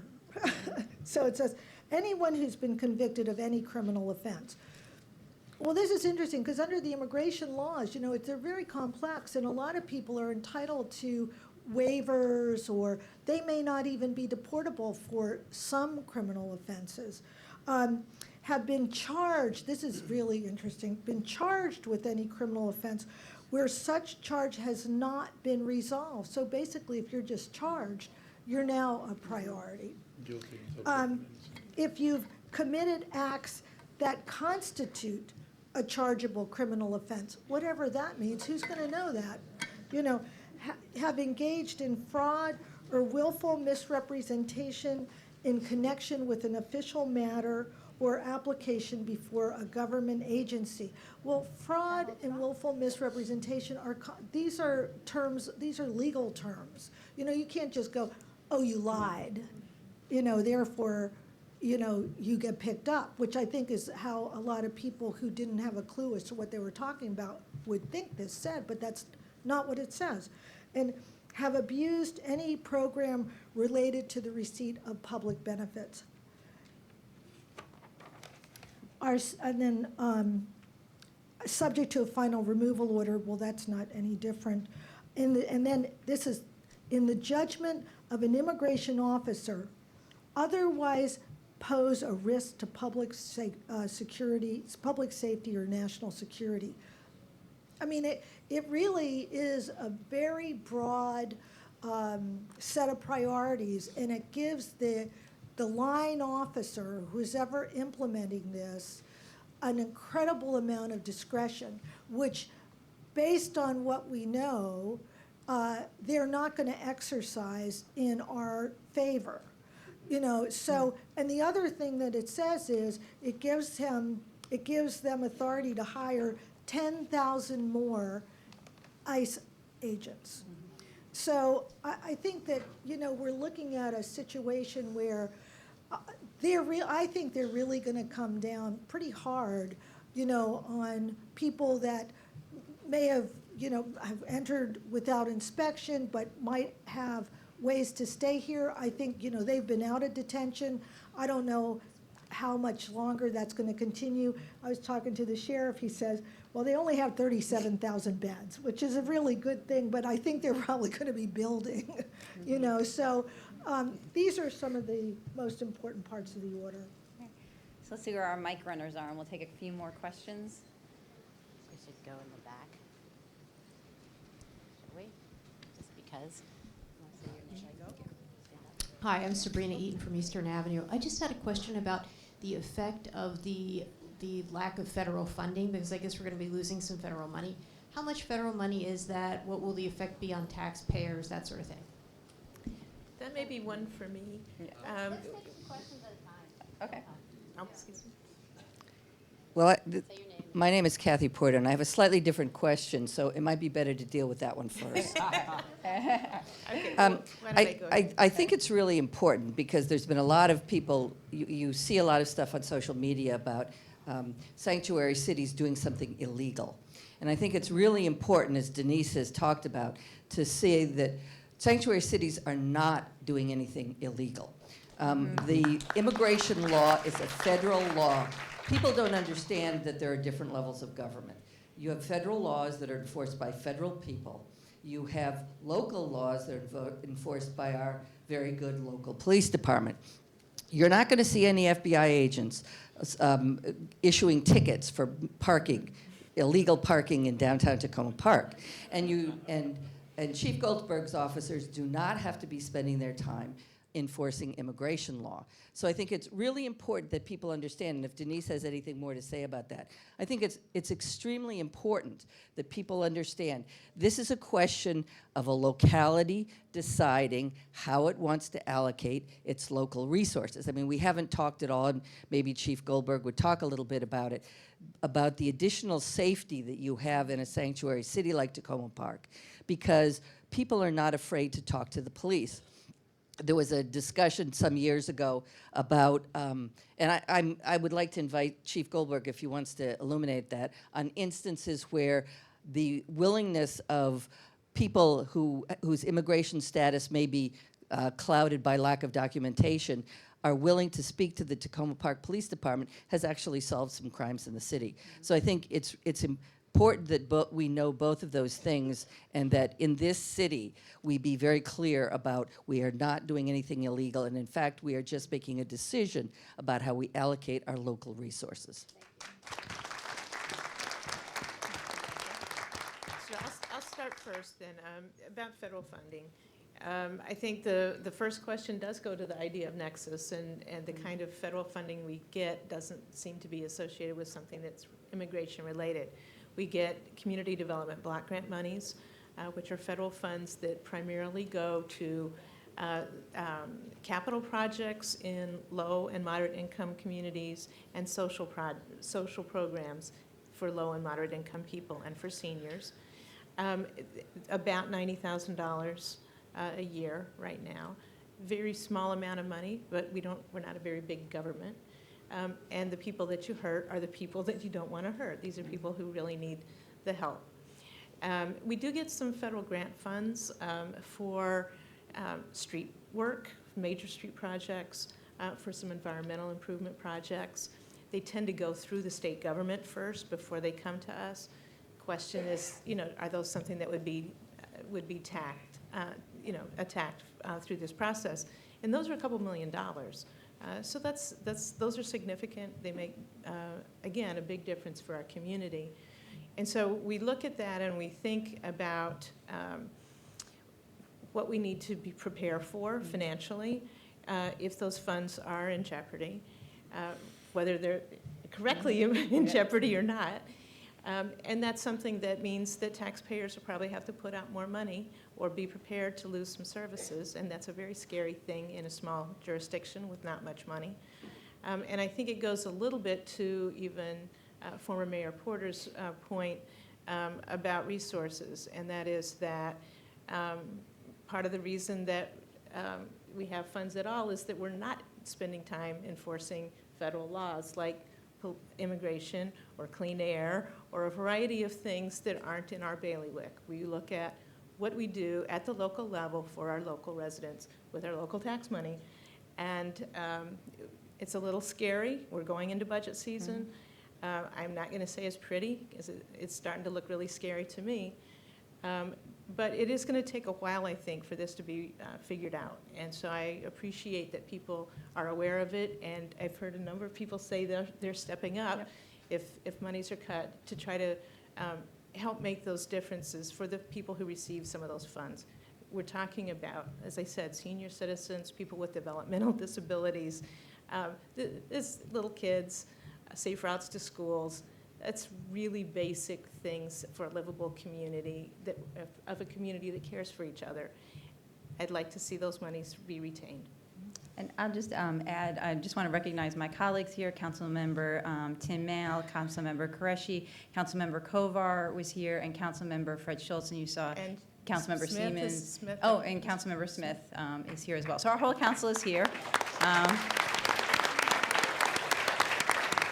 And I just want to let people know that we had our council retreats in the month of January, where we start looking at our priorities, and as the city manager said, thinking about our budget coming up. And these are definitely part of the conversation that we're having now, to make sure that we have our priorities in order. We're looking at the programs that are needed in the city and making contingency plans if we do lose federal dollars. And I'll just make a plug.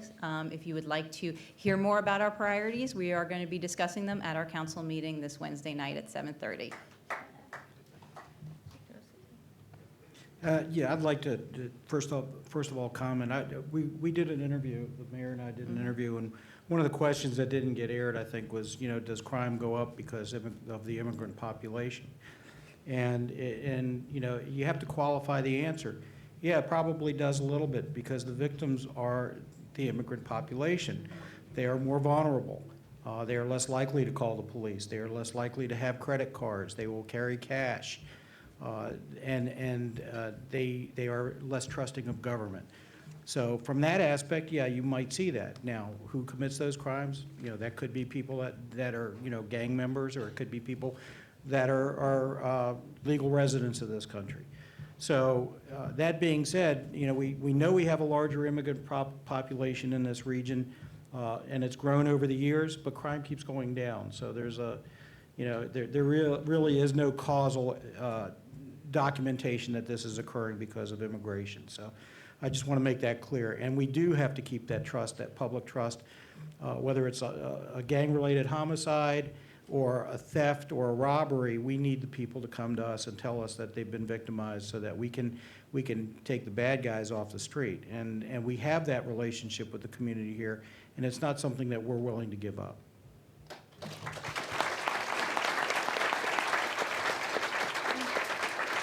Maybe we'll take 2 more questions. All right. Do you have one? Anita, you have one behind you. No, don't get to Bob. He doesn't get to ask a question. Please, he got to speak. In the back wall, back there. Sorry, sorry. Thank you.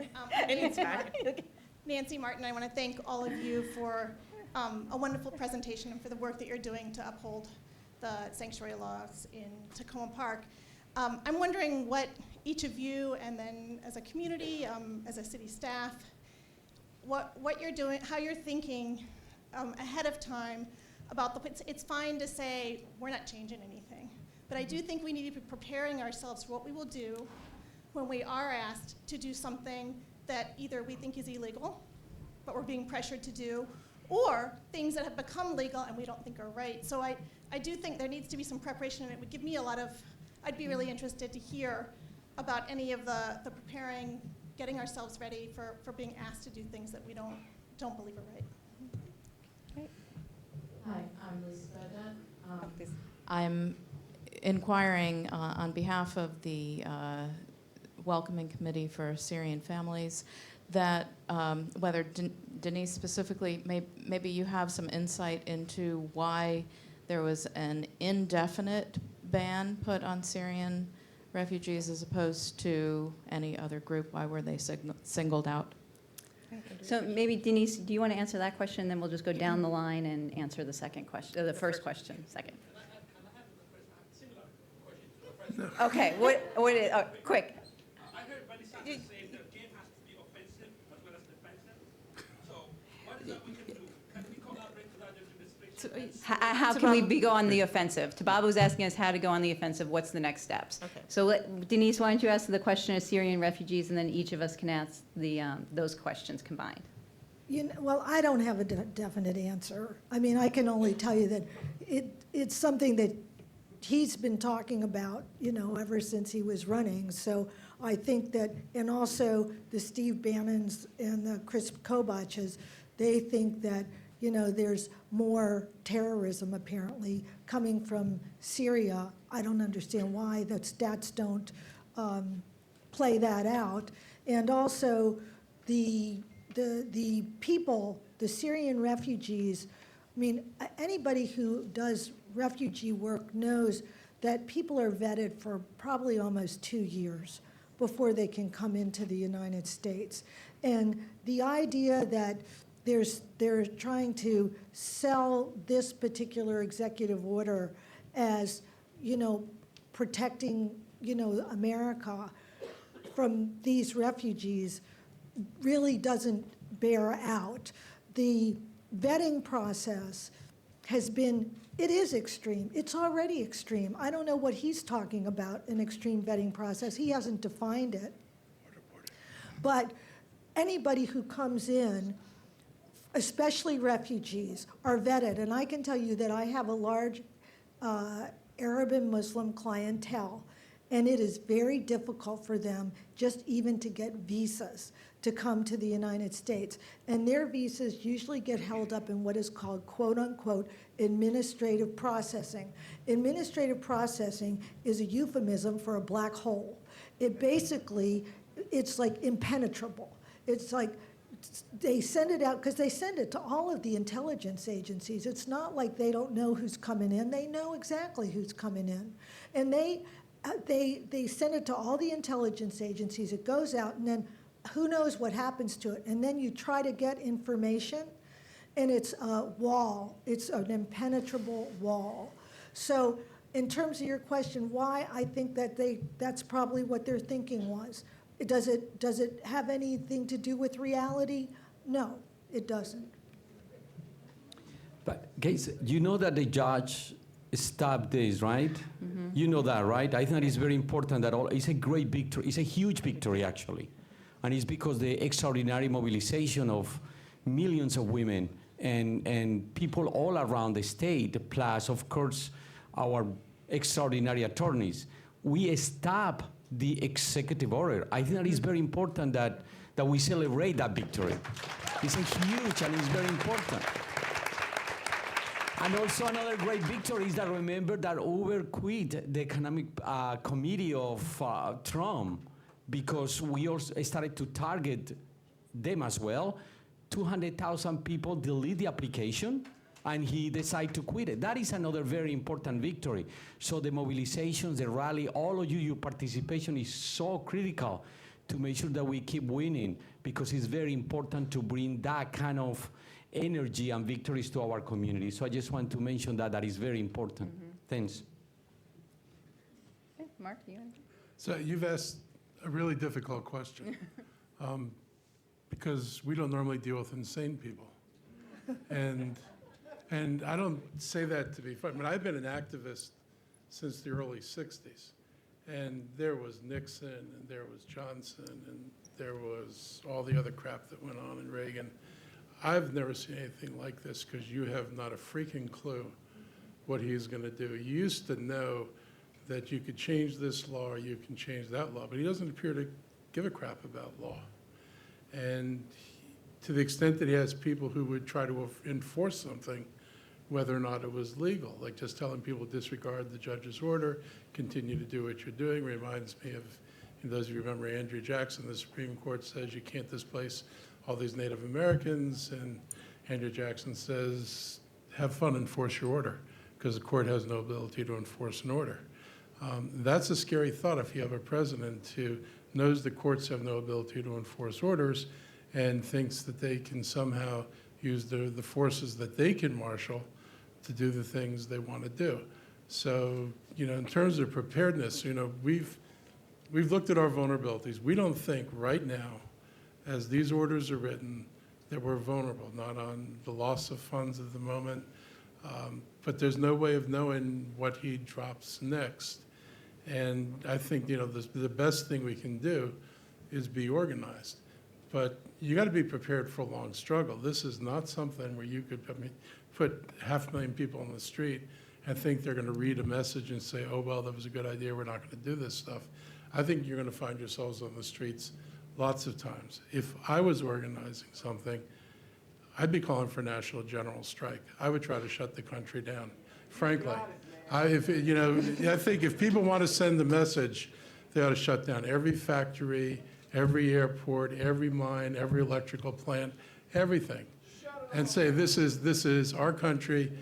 You can't run it without us, and we will shut it down if you try to run it without us. Because I don't know, and this, it sounds radical, but people did general strikes before. People used to shut ports, used to shut down facilities, and it was a way of sending a message that you do not control us. And I think people are going to have to start thinking outside of our comfort zones. I went to the Women's March. It was one of the best marches I'd ever been to. It was the most diverse display of signs, and the integration of multiple issues is something that has not happened often. We fight environmental fights, we fight labor fights, we fight immigration fights. It is a rare moment when everybody realizes the enemy, it's the same people.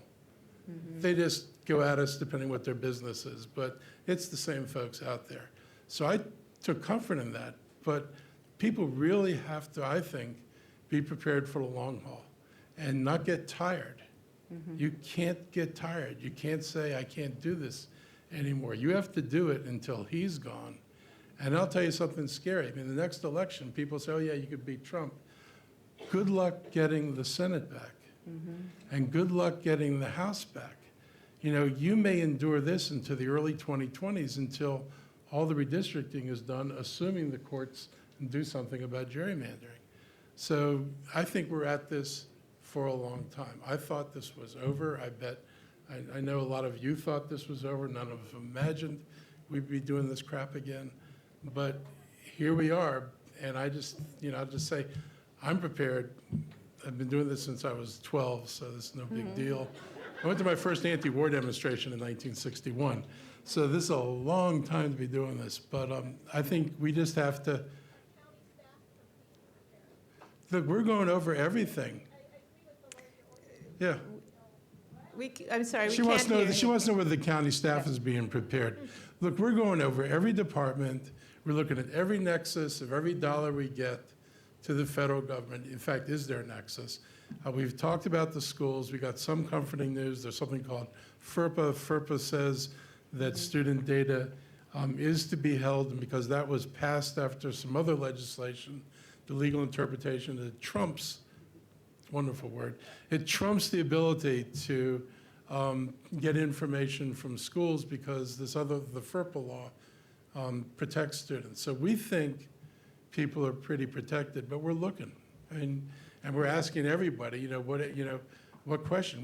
We decided this week we need to ask our nonprofits, what questions are you asking? If I give a grant to somebody, do you ask immigrant status? Do you have a box on there that checks off immigrant status? If you're doing it, it's got to stop. If you don't need that information, you got to take it off your papers. So that was one thing that came up as we knew what we were doing. We didn't know what the people we gave money to were doing. So we're going to go out and look at that. If people have suggestions or things, I'm not averse to having a notion from somebody about, have you looked at this? Because you can't think of everything. Great. Alan, do you want to say anything, or Chief, do you have anything on that? Okay, Susan. Certainly within the city of Takoma Park, all of our departments have looked through, what they're doing, I've been talking to people, we've been hearing from the council, we've certainly been hearing from you, which we appreciate very much, to try to identify not only what's threatened right now, but other things that might happen. We're never going to know. I think it's simply being aware, being communicative. I have a good relationship with the council, so we share a lot of this information a lot. But it's simply vigilance, I think, is the best thing. Another thing, though, that I am concerned about when it comes to money is that right now we're here because of these executive orders, but there's other things that can really affect money and can affect how we function. It can be stock market. It can be a variety of other things out there that have some significant impacts on how we do business and what we can do. So some things are from various federal departments that might come out, some different ways of handling things that are either more costly or more destructive. All of these things take a lot of vigilance and a lot of thinking through. And I have a great staff, and we're trying to do the best we can. We look forward to hearing from you and keeping on top of things. Great. And I'll just add a couple of thoughts, agreeing with Mark that this is a marathon we're in for, and sometimes we're going to have to sprint, but it's a marathon. And Councilmember Mail actually said to me something the other night, a hockey analogy about don't look where the puck is, look where it's going. And I really think that's very important for us to keep in mind, because this has been, not even 2 weeks? 2 weeks? Right. And so we need to know where the puck is going, and that's really important. And the staff for our city is working very hard, looking at all of these things. I'll also say that there's small ways and big ways we can do things. And I'll just share with you for a moment, I did a radio interview with BBC last week about this issue. And when someone interviewed me, the interviewer used the word illegal immigrant. And I said, first, before I answer this question, I'm actually going to say I actually don't use that term, and I'm going to take exception to it, because I don't believe any person is illegal.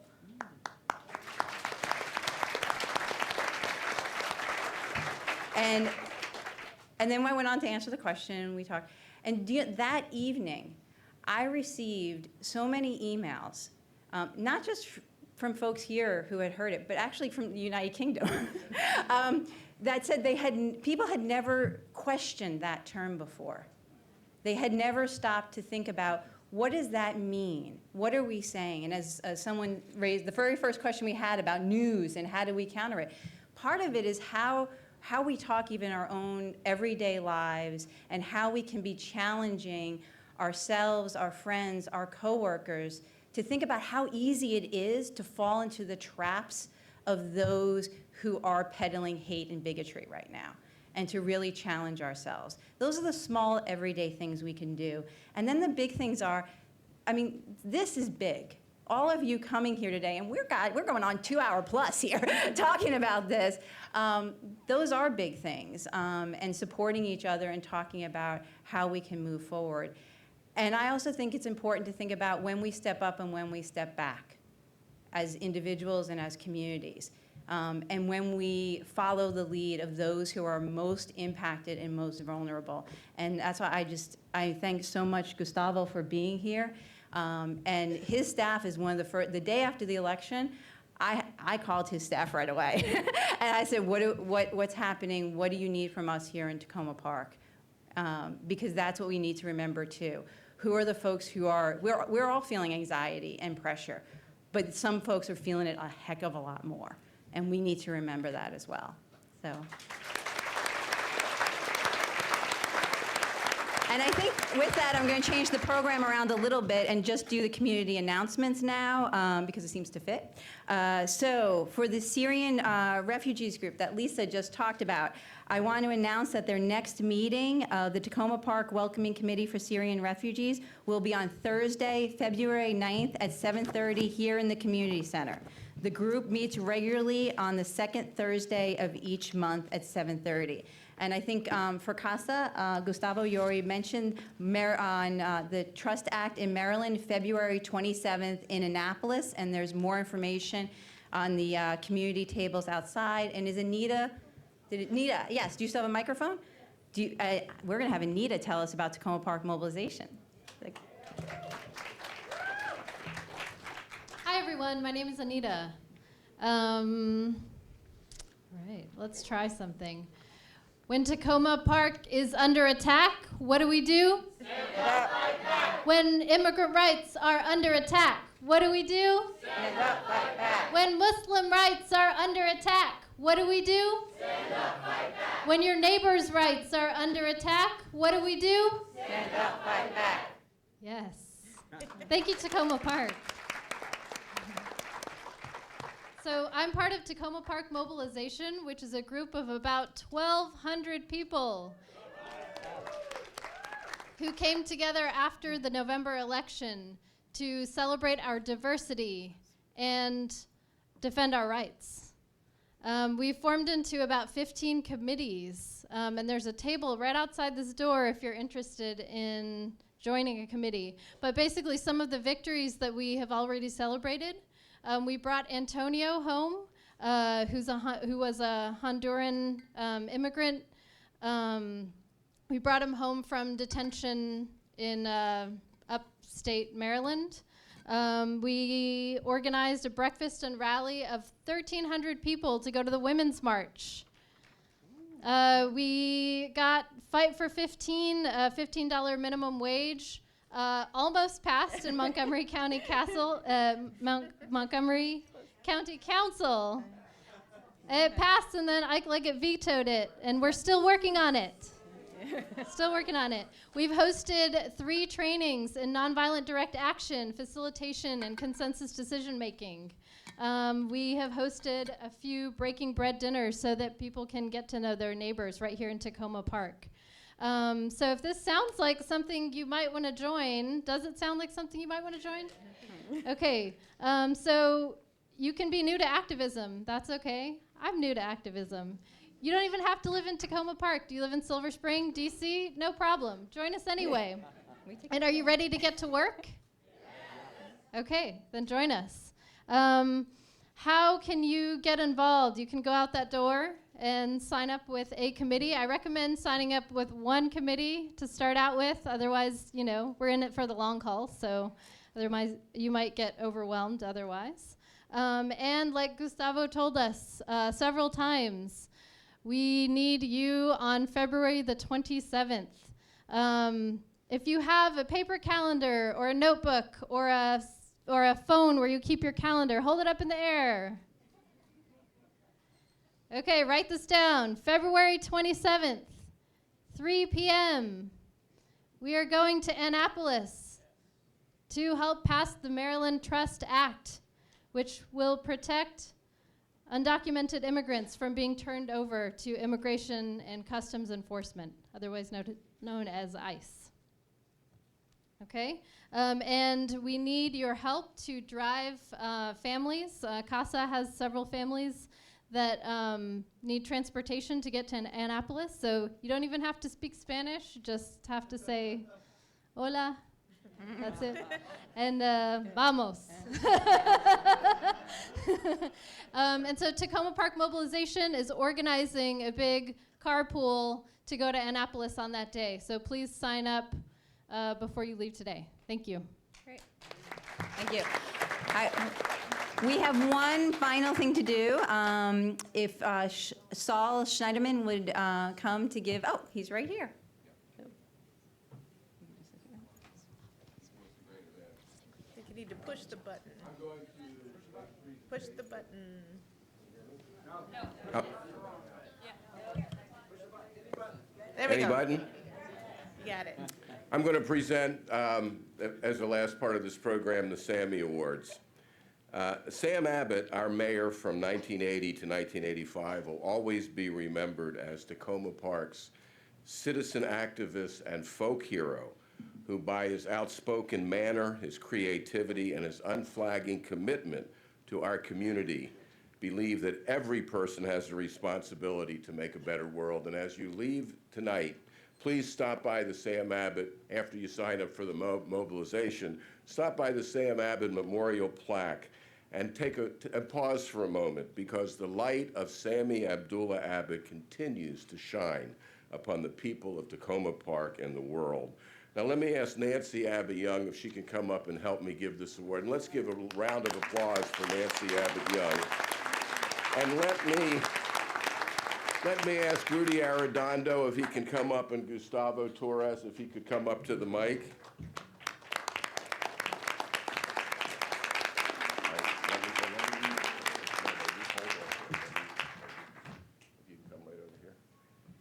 Can I invite my community to join me? Is it okay? Sure. Nos acompañan, por favor, los miembros de casa por acá.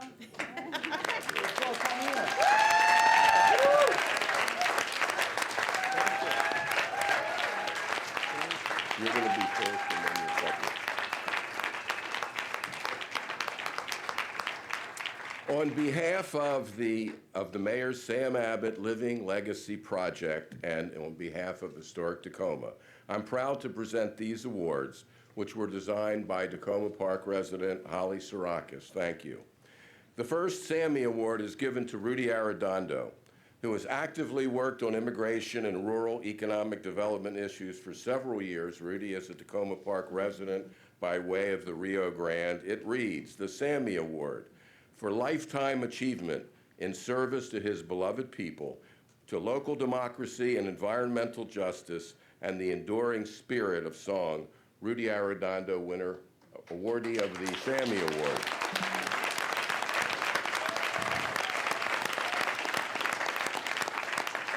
Now, the next Sammy Award goes to someone who couldn't join us, and that's Reverend Phil Wheaton, which some of you know and remember, because Phil was one of the many religious leaders who led the sanctuary movement during the 1980s in the entire Washington, D.C. area. He is out of town, so when he returns, we are going to give him this award, the Sammy Award, to Reverend Phil Wheaton for courageous support to thousands of Central American refugees during the 1980s, when as director of the D.C. Metropolitan Sanctuary Committee, he put his faith into action, resisted oppression and injustice, and supported the universal human right to refuge from persecution. To Reverend Phil Wheaton. Can we have a round of applause for Phil?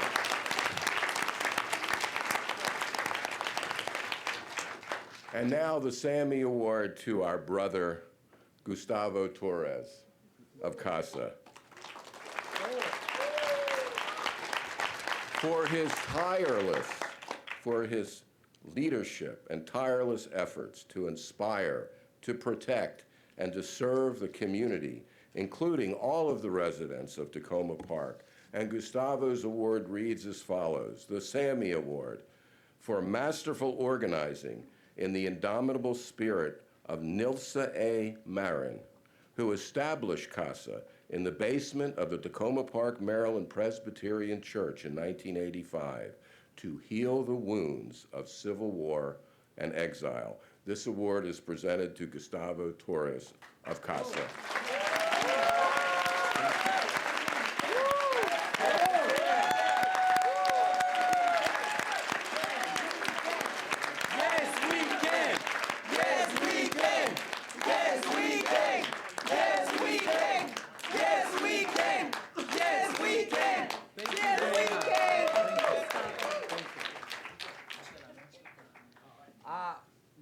organizers. If you want to volunteer in CASA, we have a sign sheet right over there.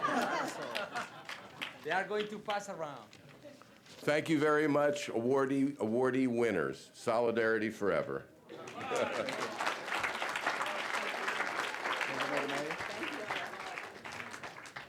All right, so we just need to extend our thanks. I would just like to ask Janelle Wilkins, our new delegate, to stand up, sorry. After you sat there, and our State Senator Will Smith. Thank you so much. They've been here all afternoon. Thank you for coming. And again, Delegate Gutierrez, thank you so much for being here. And for everyone, I think the names should go up now of everybody who helped organize this. I want to also send a special thanks to my fellow mayor from Kensington who came this afternoon. We need all the mayors in Montgomery County and Prince George's County, too, to be together on this. And there were so many people. I would just want to say to Nancy Abbott and everyone who participated in this and had the vision for it, thank you so much for all you did on this. It was wonderful. And I want to give a round of applause to the city staff who did the city TV set up today, this afternoon. Thank you so much to them. And I'm going to leave you with one final quote from Martin Luther King. Our lives begin to end the day we become silent about the things that matter. Thank you. Have a good day.